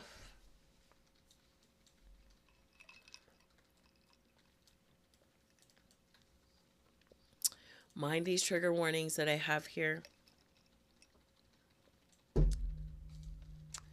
Drink some water too.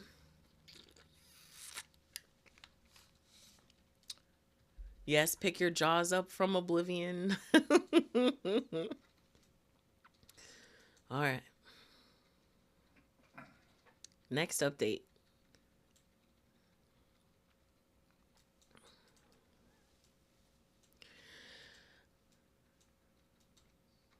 I don't have, first a few points to answer the comments.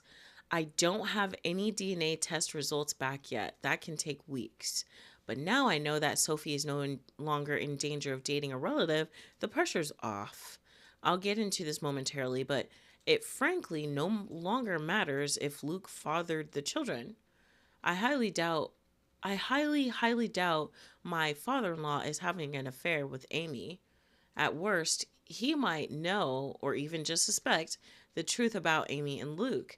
But it's also possible that he just refuses to believe that they would do such a thing. I've been so vague about details for privacy, but to put it simply, Jim and Amy are both pretty white. Kat and Luke are not. Had Jim fathered Amy's babies, they would look differently than they do.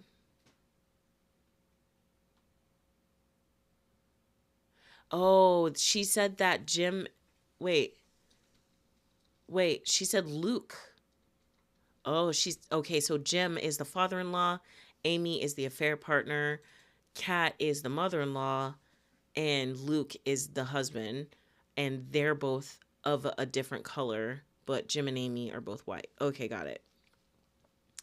So, oh, I get it. So if the father-in-law had fathered the babies, then they would look white, but because they look brown. Got it. Understood. Nevertheless, I do have an update. While a stream of comments have called me spineless and naive, called me a sister wife, as an ex-Mormon, that hit a particular nerve. Oh my gosh. Most people who don't identify as Mormon anymore, whenever they get insulted like in a Mormon way, they get fucking pissed. Like, it's funny listening to them get like all huffy about it. Slap us dad's an ex-Mormon. And anyway, most recently, a stream of comments have said that my story is fake. Fair enough. It's the internet. But Luke is not the first scumbag husband to have two families. The plausible deniability continues. Several other comments have been incredibly kind and supportive, and I really appreciate that. Apologies if I haven't responded to a comment or a direct message that you sent. I covered as many as I could, but I was literally getting hundreds, so I definitely missed several.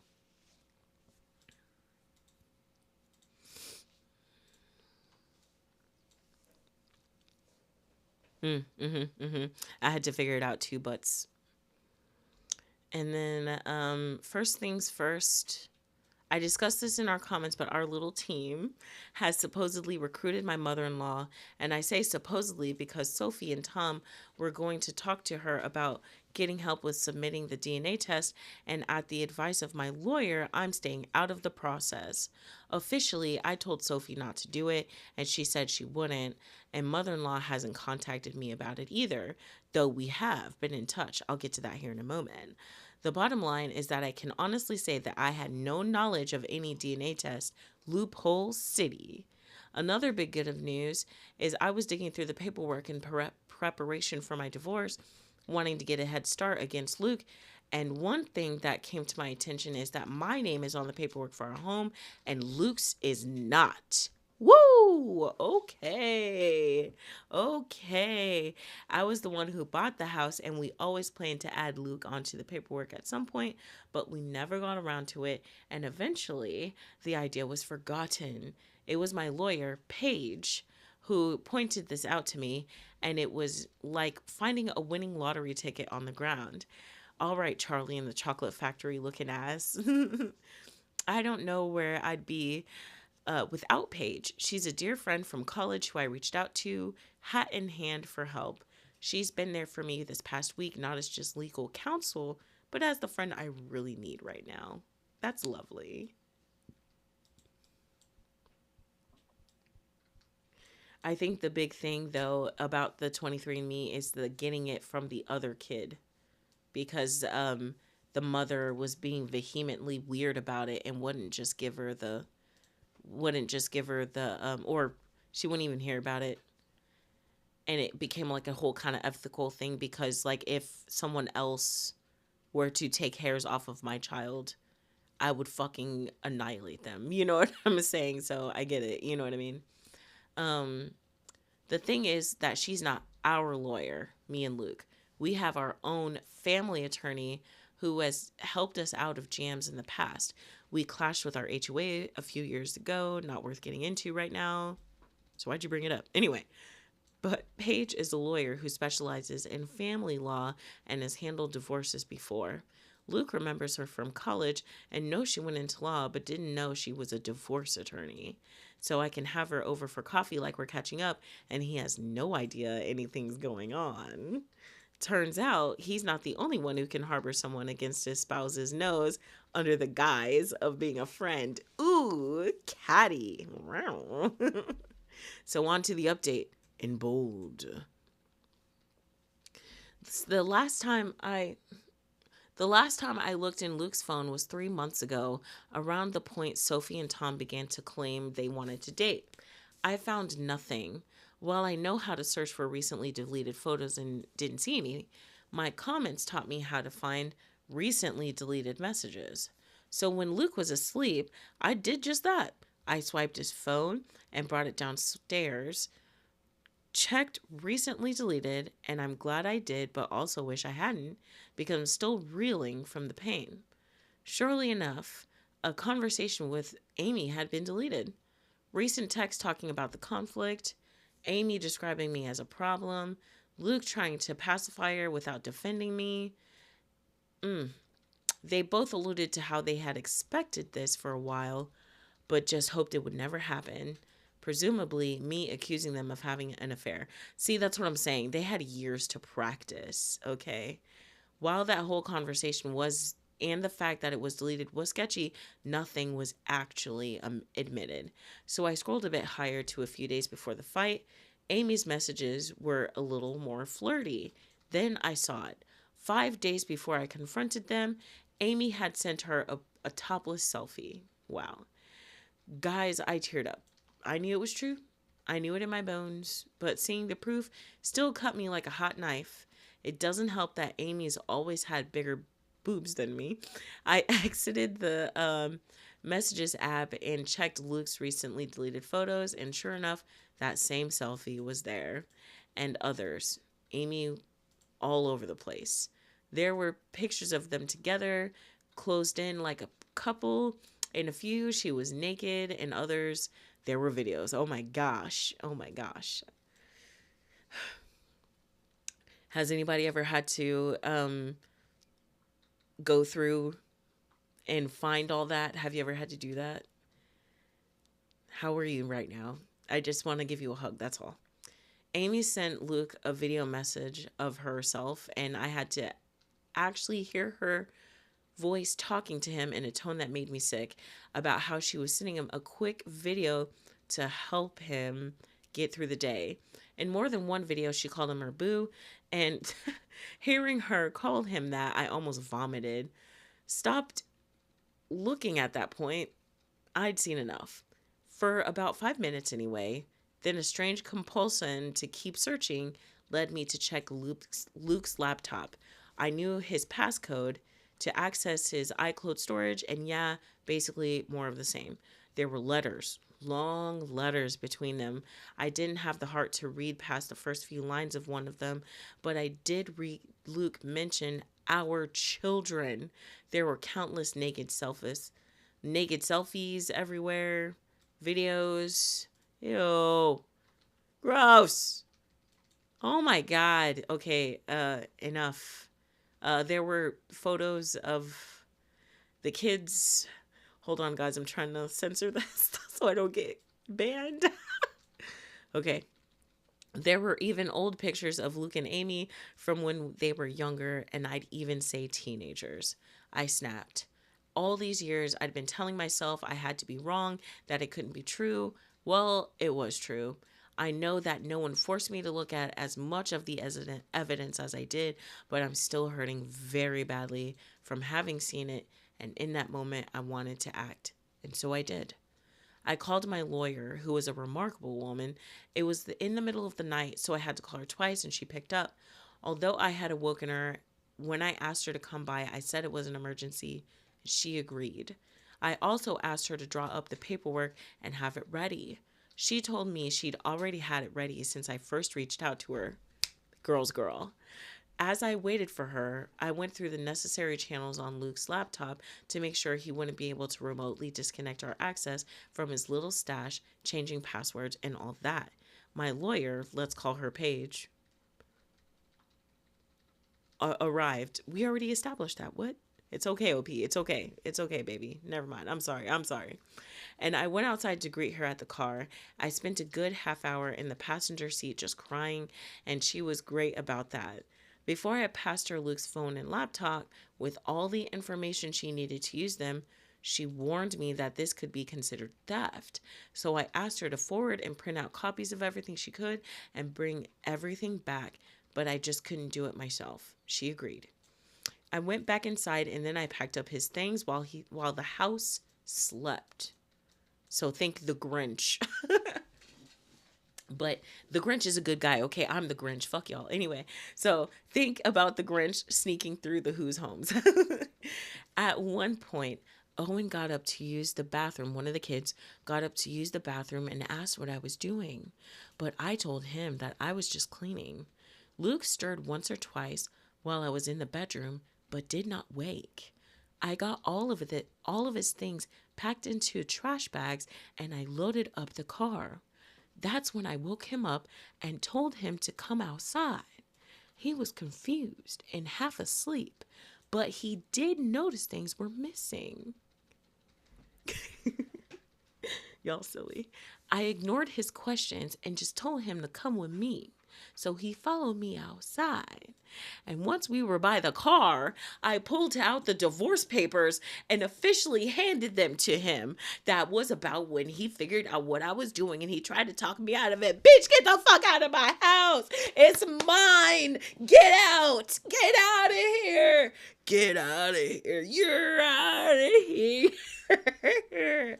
He tried to be sweet with me, to be loving and tender, and he told me that there'd never be me. And he kept trying to persuade me not to tear our family apart. Even 2 weeks ago, I might have wilted under him because the manipulation and gaslighting were truly masterclass. But I can see through it. I can see clearly now the rain is gone. I can see all obstacles in my way. Okay. I didn't tell him that I knew he was full of shit. I didn't tell him what I had seen. I just told him that we was finished, and he tried a different approach. He refused to go, stated firmly that our children were his too, and theirs too, bitch. Oh my God, get the hell out of my house. Get out of here. Oh my goodness. Okay. He stated firmly that our children were his too, and that even if we were separating, I had no right to just decide the kids would stay with me or him. And this is where I very coldly presented the paperwork, reminding him that the house is mine. And told him under no circumstances that my children would be staying with Amy. And he argued a while longer, but in the end, he decided to be the bigger person and keep the peace and got the fuck up out my house. At that moment, I didn't care where he went. And before he left, he did ask about his phone, and I waved him off saying they were in the bags, and that bought me some time. Oh my God. Oh my gosh. Oh my gosh. Oh. Oh my gosh. Whew. I couldn't sleep for the rest of the night. Oh, poor baby. I cried more. Eventually, I realized I'd have to wake my children up and explain what I could. Naturally, I woke Sophie up first and I told her that I kicked her father out and that I had discovered the evidence of an affair on his devices. I did not specify what kind I did find, but she did not ask. I woke up the others and gently told them that their dad went to stay somewhere else for a while, that I wasn't sure where, but from now on, things were going to be different. Louise was the one to ask if we were getting divorced, and I couldn't lie to her. I told her yes. Owen asked when they could see their father again, and I wanted to cry. Sophie was a very big help, urging her siblings to be sympathetic to me right now and to worry about Dad later. Like I said, I love that both the oldest children are wrangling their kid siblings. Like, hell yeah, brother. I knew better than to poison them against their father. Paige warned me against doing that as well. I guess we're going to call her Paige. I'm sorry, guys. I couldn't help myself. So I only told Sophie that the affair was confirmed since she already had been in the know. However, as the kids were getting approached for school, Owen approached me and asked me point blank if it was about Amy, if Luke was going to be with her instead of me. I couldn't answer him, but I suppose that's an answer on its own. Got the kids to school, and my next step was calling to have the locks changed. I knew Luke would be back for his devices before long, but thankfully Paige returned to I guess we'll call her Paige, returned with them before he showed up again. It was a very quick visit. She told me that all was accomplished and that she had records of everything we would need in court. Sure enough, Luke turned up about an hour later demanding to know where his laptop and phone were. I had set them back in our bedroom like they had never been moved, and I just told him that he must have forgotten him. He insisted that I had said that they were in his bags. You don't like how it feels to be gaslit, do ya? Do ya? Uh-huh. The fuck out of my house. Anyway, after he grabbed them, he tried again to reason with me, but I just showed him the door. Hit the dope.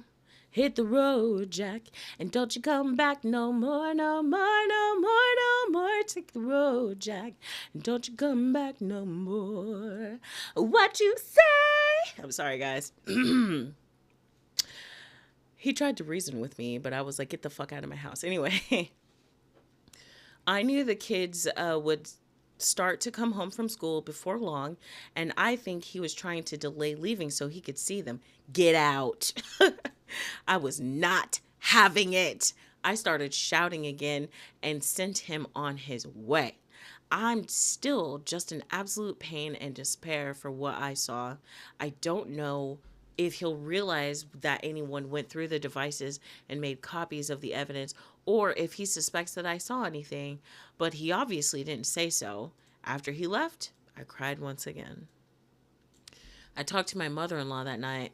Apparently, Luke did show up to his parents' house, which was a surprise, as I was so certain that he'd stay with Amy.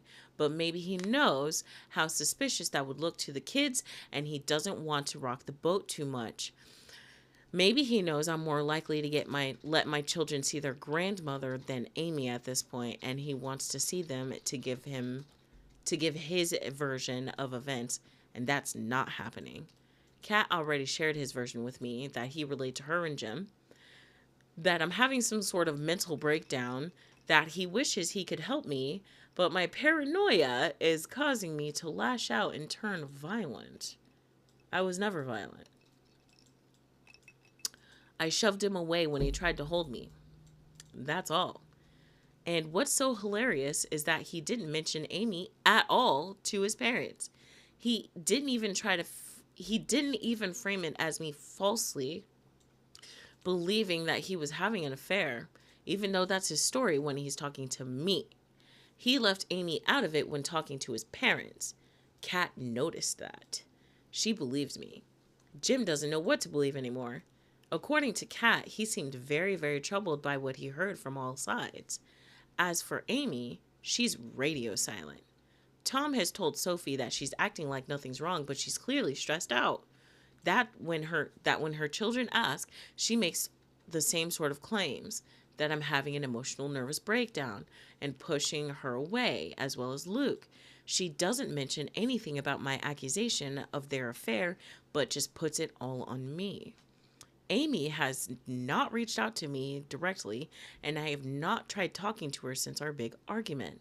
I haven't really told my kids anything, just that I'm having disagreements with Luke and Amy. Though I was very clear that it is not a question of my mental health. Honestly, I think they all kind of know what's going on. Of course they do. Their siblings are keeping them in the loop. Little babies. Little baby troopers.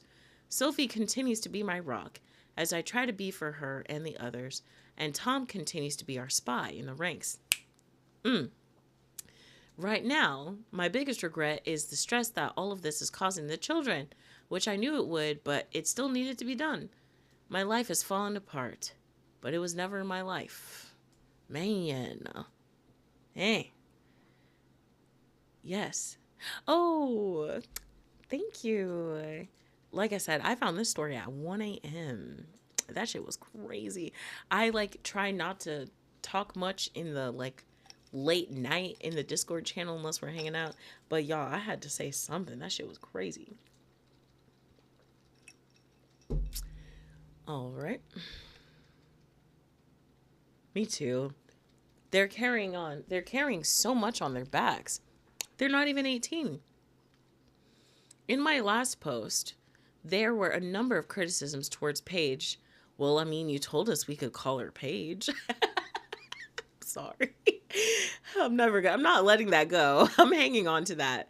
You guys will like this update. As it turns out, you weren't the only ones who had a problem with her. As far as the deed being in my name, it's not... Sorry, guys.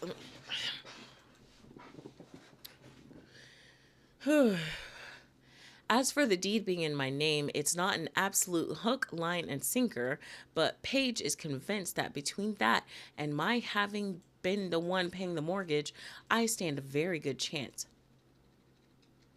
Is he a bum? Is he a bum? I'm not gonna go that far, but he acting kind of bummy. Anyway, it could be interpreted as a common marital property, but I'm going for primary custody with supervised visits anyway. I'm playing hardball. I don't know why, but that made me think of King of the Hill. It made me think of Hank Hill. People also questioned whether I should still be posting these, but so long as it's all anonymous, I'm in the clear. Doesn't even matter if someone knows me, could figure out I posted this. I didn't use any real names or reveal my location or anything like that.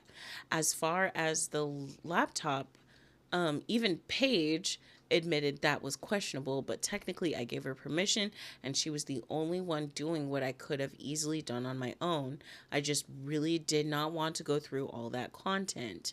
As far as the divorce papers, Paige had them filled out after the very first time we had contacted her. My serving them to Luke was ceremonial. She had still contacted him later to officially serve him and request his lawyer's details. But before he could respond, I had already done something a little sneaky. I reached out to our family attorney, the one who has always been on call to represent me and Luke during our marriage. He who helped us out of a jam with the HOA a while back. I'll call him Zach. Now, contrary to what some comments suggestions, I cannot just go around town consulting with every lawyer in the area with the explicit purpose of locking my husband out of hiring him. That is bad faith, and judges don't look too kindly on it. However, this was Zach. He had been my attorney and Luke's for years. I feel like I had just as right to him as Luke did, and I got there first. So I was able to... Well, I guess Paige was doing it out of her friendship heart. Yeah, right? So I was able to... I'm not sure I understand that. So I was able to nail down our family's lawyer, met with both him and Paige, and boy howdy, they do not like each other. Well, yeah, because they're battling for a contract for you. Zach brought up some of the same problems as the commenters. He argued that Paige's activity was in a gray area and urged me to hire him to represent me in the divorce instead. That caused a bit of conflict as Paige is explicitly a family attorney and this is her specialization. So I'm going to be consulting both of them from here on out. Dang, just grabbing all the cookies in the cookie jar. I know she specifically said that she wasn't, but I mean, still. Damn. Zach actually thinks it's a good thing that I made these posts as they really can't do much other than prove my sanity when Luke and Amy tried to argue otherwise. Dang. Yeah. Okay. I guess we're calling her Paige. I love y'all. Overall, I'm doing better. I've been talking to a friend in real life, the mom of one of Sophie's friends. I also have therapy scheduled for myself, and I intend to look into family therapy as well. When my kids ask me what's going on, I simply tell them that their father and I are having adult problems and it's nothing they need to worry about. That worked for about a day. Yeah, I was about to say, these kids are already talking, bro. You can't do this. The tea is piping hot to them too, child. You can't keep us away. Anyway. But that worked for about a day, and then Sophie warned me that they were planning to confront me as a group, and they did, asking if Dad had cheated with Amy. Obviously, they've been talking about this, and perhaps they have been for longer than I anticipated. I mean, you said one of the kids has an allergy. It has to have been at least that long. But child, they've known each other since they were 7. Does that make her a beard? I don't think it's a beard, right? Like, because she's like a cover. Bro, what is that? Anyway, so perhaps longer than anticipated. Perhaps they've been wondering. Again, even though I had absolute proof, I was hesitant to tell them as much. And let me explain why. Please do. I naturally wouldn't tell them about the stuff I found, but I would simply say that I did find the messages between their affair. I skipped past that because I did not want that to flag my life. Okay, just letting y'all know. But with the exception of Sophie, they wouldn't be satisfied with that. I already know Carter, curious little sweetheart that he is, would want to see those messages. So instead, I was asked directly by my kids if their dad had cheated on me. I simply said I believe he did with as much sincerity as I could muster. I think they believe me. Tom and Sophie are texting nonstop, and from what I can gather, there's doubt among Amy's children as well, and that this is about me losing my mind and not about their mother being too close to my husband. And not about their mother being too close to my husband. Sorry about that. I think it's slowly sinking in for poor Jim, the father-in-law, that what he didn't want to believe was possible is very much possible, and it's happening. I haven't shown him or Kat any letters or anything.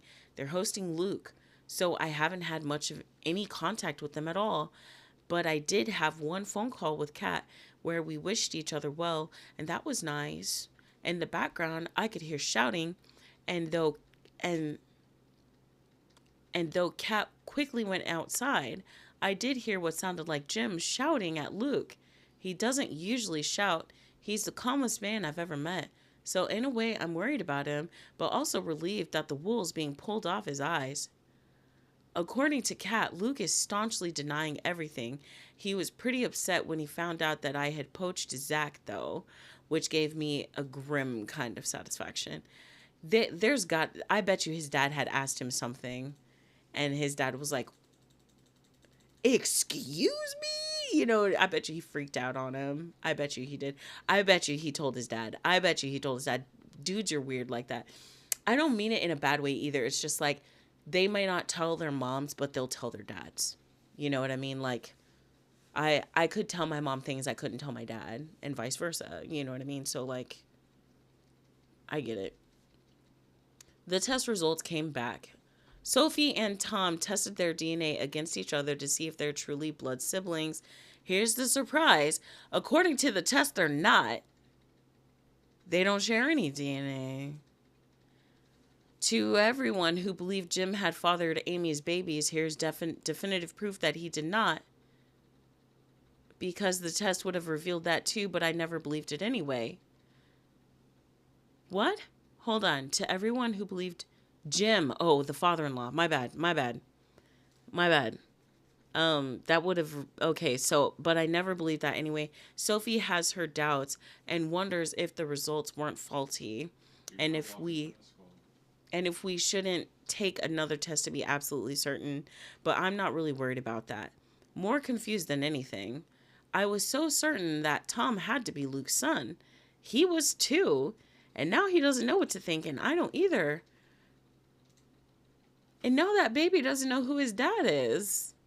Oh, honey. I obviously know now the affair happened and lasted years, and I know from the letters that Kaylee is Luke's child, or at least both he and Amy seem to believe she is, which confirms that they were indeed intimate 15 years ago. But now I'm just wondering, for Tom's sake, who is his dad? I am your father. I'm your father. I'm sorry. He does kind of look like Luke, but that just might be a coincidence. Oh, that poor baby.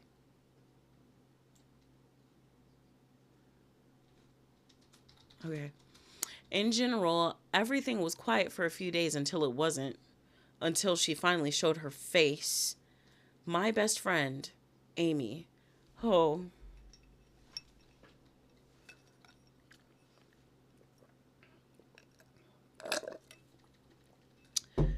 Shit. Okay. I'm so happy I installed Ring cameras everywhere, as you were about to understand. Sure enough, Amy turned up on my doorstep and asked to talk. She had a relaxed demeanor and did not raise her voice. Assuming she was approaching me on Luke's behalf, I told her that I wasn't interested in talking to her and to just go away. She did not leave, but she didn't make a scene either.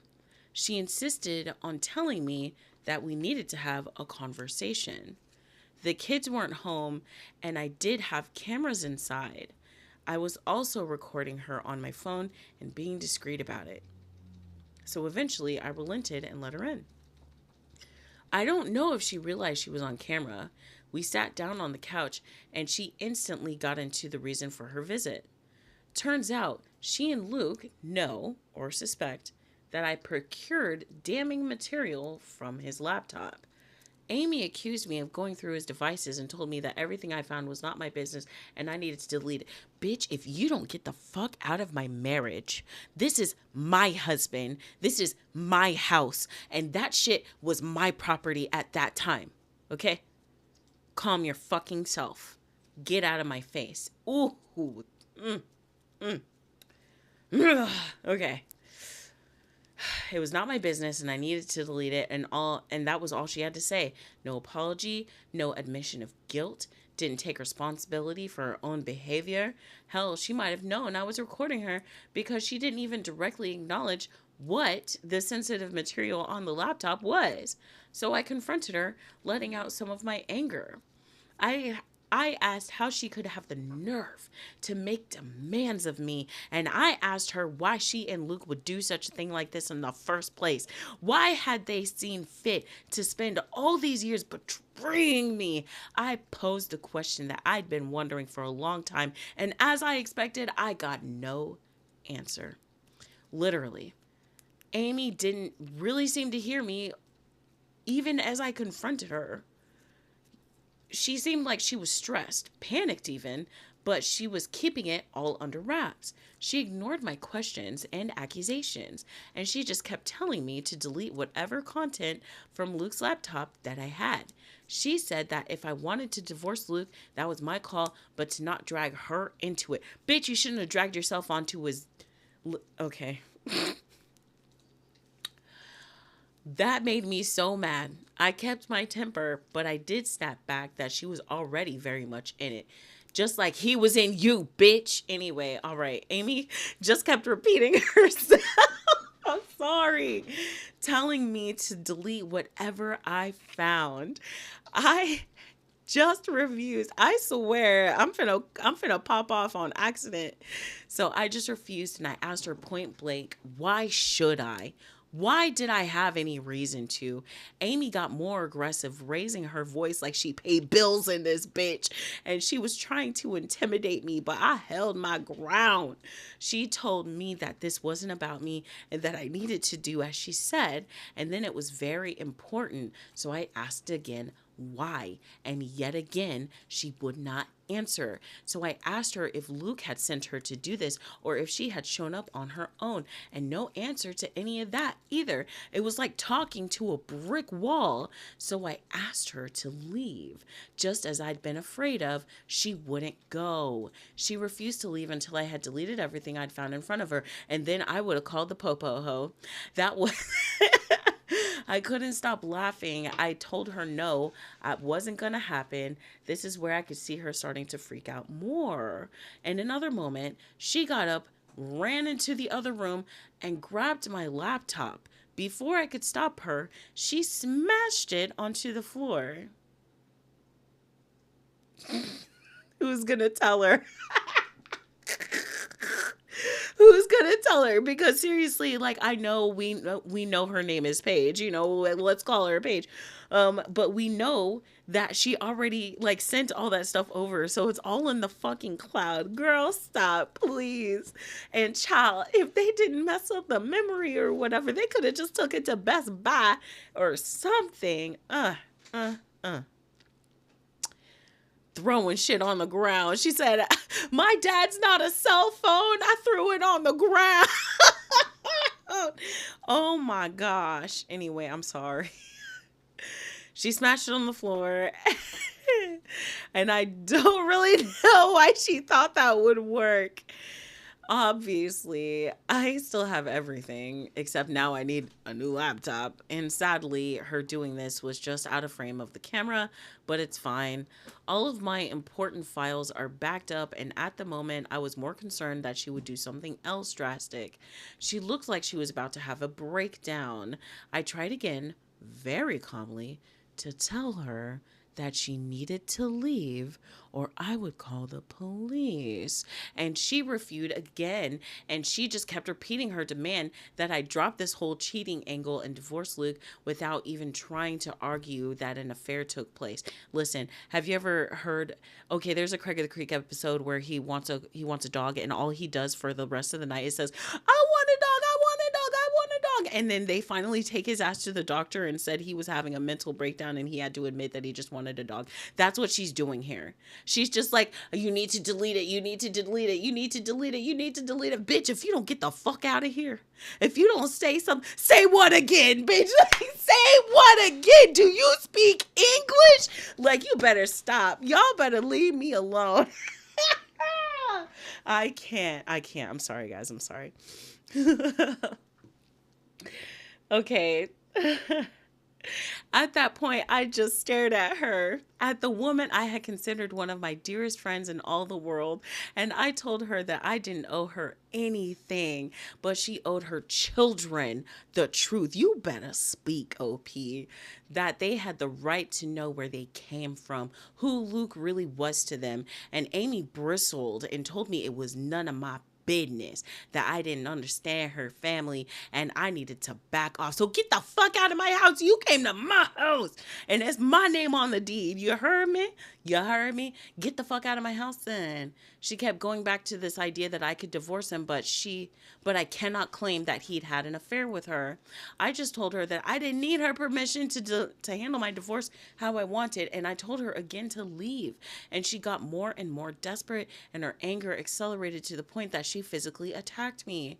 I did not expect her to actually do this. I'm not much of a fighter, but I do know the human body pretty well and where it's the weakest. She did hurt me, but I got her off me, and that part was very much on camera, and the whole audio was recorded on my phone. Dang. OP.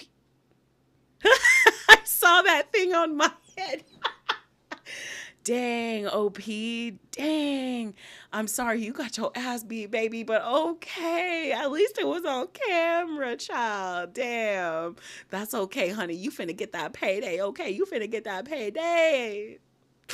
Poor baby got her ass beat. I'm glad she's all right, though. She finally left after that, and I immediately called the police report, and I had the strangest feeling that she'd tried something similar and wanted to beat her to the punch. I was able to clean myself up by that time. I had to go face my children, and while I downplayed the story, I did not lie to them about why I had a black eye. I told them for their own safety to steer clear of Amy. I also sent the footage of Paige, I guess we'll call her Paige, and Zach, as well as pictures of my injured state before I cleaned up. They've also printed out the letters that reference Kaylee as Luke's child. I really feel like Amy just screwed herself over on all of this. I don't know what her motives were. Was she protecting Luke? Was this his idea? Does she really not know? Does she really just not want the world to know that she's a fucking homewrecker? Is she covering her own ass? The more of my social circle I talk to and inform of the basics, the more people are confessing that they had wondered if in the past if he was cheating on me, but didn't have any concrete proof. I suppose Amy doesn't want her kids to know that who fathered them, which does line up, but I'm still not sure about Tom. I didn't ask Amy about him in particular. I don't know why you guys are so eager for these updates, but I don't mind posting them. Plus, it's so therapeutic to write this stuff out, you know what I mean? I've never blogged about my life before, and I'd imagine it feels something like this. Wow. For real, everybody knew. That's insanity. And this is the last update, guys. Okay? This is the last update. And sure enough, because I only got one more drink. Hey, guys. Hey, girlie. A lot has happened. I don't really want to talk about all of it in detail, so I'm going to keep this short. I know I never shut up, but it's just how I am.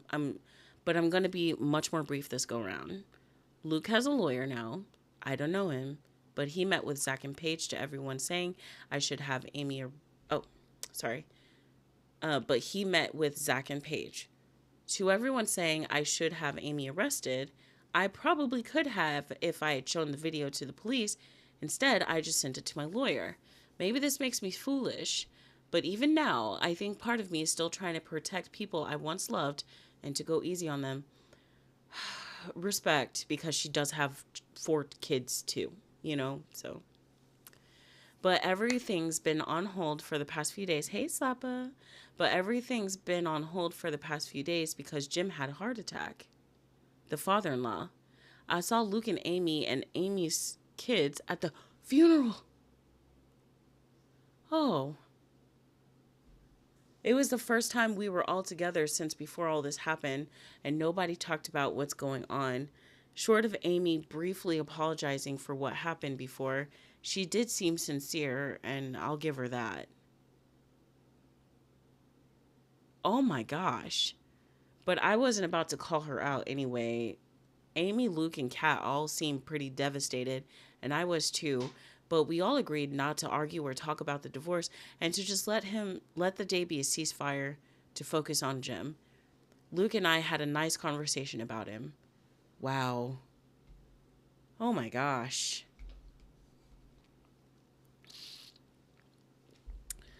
I've been spending time with my kids and taking a couple days off of work. I have enough of them on the back burner. Luke also saw the kids twice before and after the funeral with me present. It went well. At my direction and Sophie's, they didn't mention Amy, and Luke didn't try anything funny with any of them. I think he does miss them and hates that he can't see them, thanks to all of this. But men rarely do think that far in advance. Rarely. You didn't think about that? You didn't think about your whole fucking family when you were doing this? Of course not. Sickening. The kids are also pretty upset about losing Grandpa, on top of not being able to see Dad as much as before. I don't think any of them blame me, but that's far from the point, frankly. Carter slept in my bed the last 3 nights. Oh, poor baby. I'll get more into this in the future when I have the energy to talk about what's going on more in detail, but whoever suggested that Kat lied about the test results was correct. She never sent them in.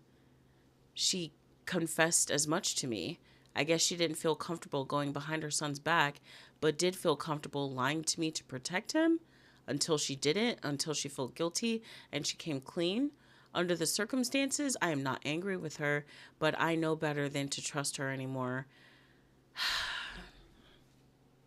I have always said that the in-laws, you can't trust them, okay? You can never trust in-laws because at the end of the day, those are his parents.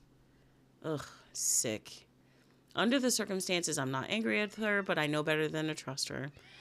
As far as I know, she did not tell Luke about the test, but it means Tom could still be Luke's son and probably is. Oh my God. My lawyers finished going through Luke and Amy's letters with a finer tooth comb, and the bottom line is they definitely found what it was that Amy didn't want me to see, and I now completely understand why she was so panicked. It has nothing to do with why Amy and Luke didn't marry. It has to do with why Amy and Luke didn't marry conventionally. They did something very bad. But this is genuinely something that I'm not sure I should be talking about, even on an anonymous internet post. I haven't even been able to collect my feelings about what Amy and Luke have done, especially with everything else going on, so I don't know if I should be more explicit. I'm sorry. I know that's not what anyone wanted to hear, but please try to understand. Paige, I guess we'll call her Paige, agreed with me that when in doubt, don't post it. Then why the fuck did you tell us? Ugh, I'm sorry, that came out really harsh. I didn't mean to be so harsh. Paige agreed with me that when in doubt, don't post it. I've told my lawyers to put a pin in it for now because I'm in no fit state to figure out how to proceed with it or if I should use it against them. I'm just feeling like shit, honestly. It's difficult not to blame myself for Jim. I can only imagine Luke and Amy are blaming themselves too. I know they're bad people. I don't forgive them. But this tore them apart as it did me, and I think all 3 of us feel like the divorce stressed Jim to the point where it may have contributed. He already had heart disease, and in particular, I blame myself for showing him what I showed him. I showed him proof of the affair shortly before he died, and I'll be carrying that with me for a long time, even if I shouldn't. I'll update again whenever I do. And that is the end. I hear the booing. Don't boo. Don't boo me. Okay? I warned y'all. That's it. That's it. That's it. That's the last thing. That's it. That's it. You gonna spend time with me now? Man, get up out of here. Okay. Yeah, I'll come soon.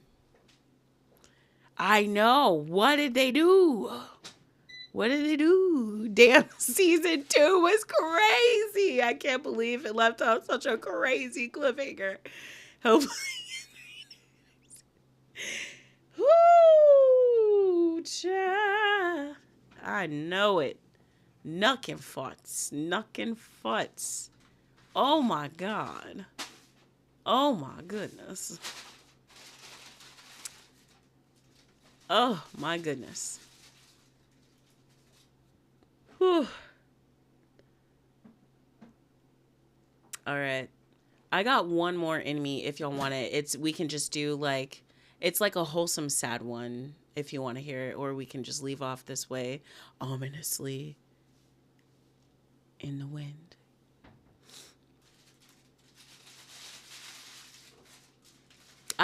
Oh my gosh, let me read some of these. Y'all are going crazy in here.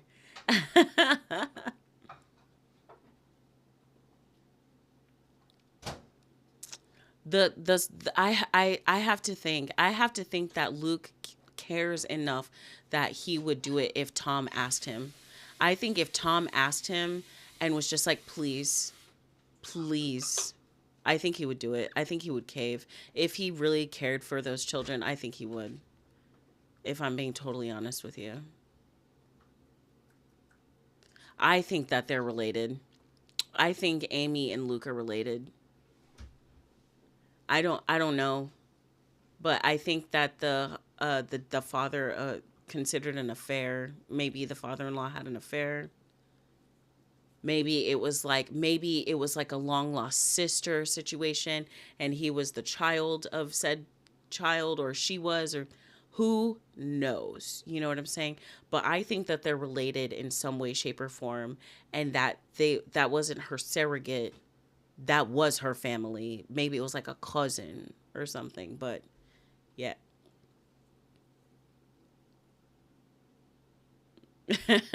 Right.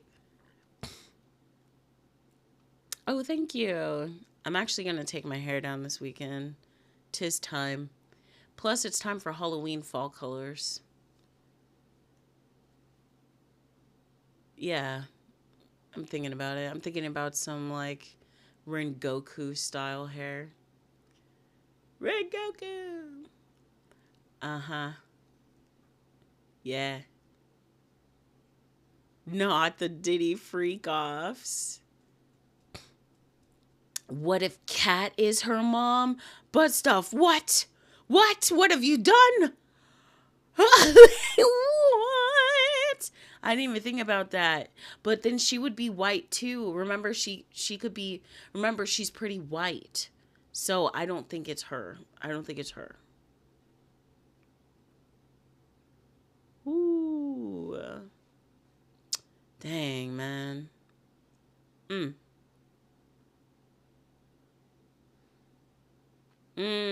Did they have a baby and give it up for adoption? Or what if they, kind of nipped it in the bud? You know what I'm saying? And that was like really, and that's why she's so against birth control. Okay. I'll read it. Oh, y'all were way ahead of me. Maybe they were legally adopted into the system.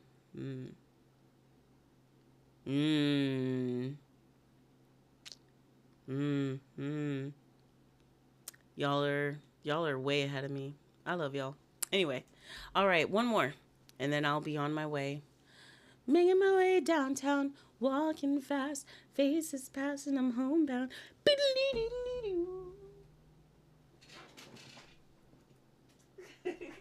I almost caught her. I'm gonna catch her. I'm gonna catch the cake. I'm gonna catch the cakey monster before I end this live. My husband is backing me up and I feel kind of sorry for him. This will be the last story. And also this is like a dog story. So if you aren't cool with, if you're a dog owner, I want to hear. Okay. All right. So my sister-in-law and my mother-in-law live on a neighboring property. My sister-in-law has a best friend who visits her every day. This friend also comes to all our family celebrations. This hasn't bothered me up until now because I've always found her very nice and funny. This year, however, she got a small dog, and I am afraid of dogs. Since then, our relationship has been strained. This dog in particular always barks at me very aggressively, and we do not like each other. I also have a small son, and I'm afraid of letting him crawl around in case he might get bitten by the dog. The dog is always allowed to run around freely at my sister-in-law's. At the last celebration, there was a situation in which I wanted to go to the toilet, had to pass the dog, and was barked at. Whereupon, I made loud, abusive comments about him, and my sister-in-law's best friend was offended and decided that the solution to the situation had to be found. I decided that a solution had to be found. I don't want this friend to be excluded from the family celebrations because I don't have a problem with her, just her dog. But I also can't have to be afraid for myself and my child every time I enter my family's property. My idea would have been to talk to my sister-in-law and ask her to at least leave the dog at home when there are celebrations where I'm also invited, and I don't think her friend takes me seriously since she is older than me, so I didn't think it would have helped to talk to her directly. One day, my mother-in-law was visiting to see her grandson, and I tried to sound her out on the subject. My fears fell on deaf ears, and I was told he won't do anything, the typical, often untrue phrase used by dog owners, and that the dog only weighs 2 kilos, aka 4 pounds, and I didn't need to make such a fuss. Bro, we just learned about otters fucking people up. What? What is she talking about? But I get it, but like still, we just learned about otters. Okay. The dog, so since it's my sister-in-law's birthday this week, my husband talked to her again today, and I would have been happy with any compromise. What is this person to this mother-in-law? You know what I mean? Like, anyway, the dog could simply be in another room with the door closed or wear a muzzle. My husband, on the other hand, was a bit more firm, either the dog or us. He thinks that my sister-in-law's friend can leave him at home for the 4 or 5 days a year when there is a celebration, since she brings him on the all other 360 days of the year. She's unemployed, if that's important. It means she's over there all the time, but also she lives next door. So yeah, she's always over there. And I don't understand, if she lives next fucking door, why she can't just leave the dog alone for a couple hours while y'all are visiting. It doesn't sound like y'all are going to be there all fucking night. It doesn't sound like that. So what are you acting like this for? Y'all being mad weird, okay? Like, what is this lady to y'all, okay? Anyway. According to him, wait, hold on. And it really does seem like my sister-in-law and mother-in-law prefer the dog over us. After the conversation, my husband came through the door angry and sad and said that his family seemed to be over. According to him, his mother said, more or less disappointed, that the family is getting smaller again. There is another sister-in-law who has not had any contact with the family for some time for reasons that are not entirely clear to me. What the hell? Y'all need to talk to her. What did they do? These sound like bad people. These sound like bad people. Also, why does it feel like the mother-in-law is giving golden child energy to a child who's not even related to them? Am I tripping? That's crazy. I told my husband that he's welcome to continue going to the family celebrations. He doesn't particularly like dogs, but unlike me, he's not afraid. I wouldn't be angry with him, but he said we either go together as a family or not at all. Damn. A gold one, a diamond right there. Beautiful. So often you read on Reddit about husbands who leave their wives in the lurch. When I was recording this, because I did record this for the Reddit Rainbow, I did not know what the fuck that was. What is lurch? And prefer the mothers and sisters. Mine supports me and I can be really grateful for that. What's lurch? Don't get me wrong, I'm super grateful, but I feel so sorry for him because he's losing because of it. Contact with his family is minimized this way, and he is a family man after all. But honey, are you not his family? Before anyone asks, you can never be 100% certain, but I'm pretty sure that my sister-in-law and her friend are not a couple. That wasn't where I thought that was going at all. Oh, in a bad spot. Thank you. Oh, okay. Very cool. Thank you. So when y'all see that later this week, just know thanks for the answer in advance. And then I super didn't expect them to think that they were a couple. I thought that the mother-in-law preferred the dog over them, or that the sister-in-law, I don't know, but I didn't think that was where that was going. That's funny. All right, guys. What do y'all think about that one? This one, you have a good husband based on what you told us, and don't feel bad. Your husband is still very much a family man. His family is him, you, and your son. Yeah. Yeah. Yeah.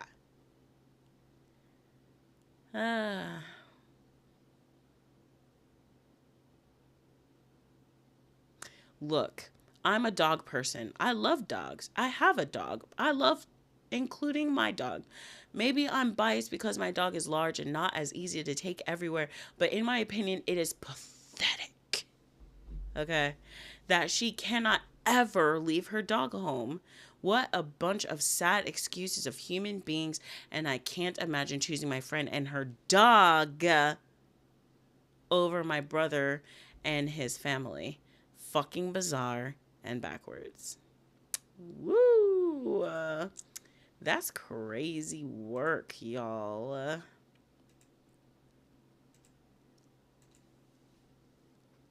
Right. If he wanted to, he would. Wait, what? Yeah, mother-in-law might not just like... It sounds like to me they just don't like the wife.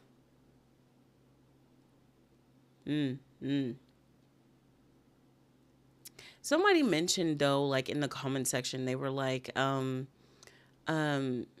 if my dog didn't like someone, why would I want my dog around them? You know what I'm saying? Like, they were like, and I was like thinking, like, doesn't like that means like the dog's feeling your anxiety, you're anxious. It's going to hurt you if you know, like, you know, because it's unsure of you, it will lunge at you. You know what I'm saying? Because of your anxiety and your weirdness. I don't know. But why would you even want to be around? Why would you even bring him around knowing that somebody hated your dog, you know? Maybe because she always had the mom's back, or she knew that the mother-in-law had her back, so maybe she just abused it, you know? Yeah, I wouldn't want them to be around. Oh my God, Kaylin. You just missed the wildest story, girl. You just missed the wildest fucking story, bro. Ugh. I'm so sad you missed it, bro. We learned about a woman whose husband was cheating on her with her best friend, and together they fathered like 8 children, and it was the craziest mess, and they're probably all related, and it was crazy. Anyway, but all right, guys, I'm gonna like completely fuck off, and I hope you guys have the greatest night. Thanks for hanging out. Oh my gosh, I love hanging out with you guys so much. I love you guys. And you know what, guys, as always, I love ending our Reddit Rainbows with a song. As always, for the last couple times I've been singing Craig of the Creek, and I will say it again. When it's time to go to bed, I know you don't have to be alone, 'cause I'll see you tomorrow at the creek, just like I drew it. Night, night, guys.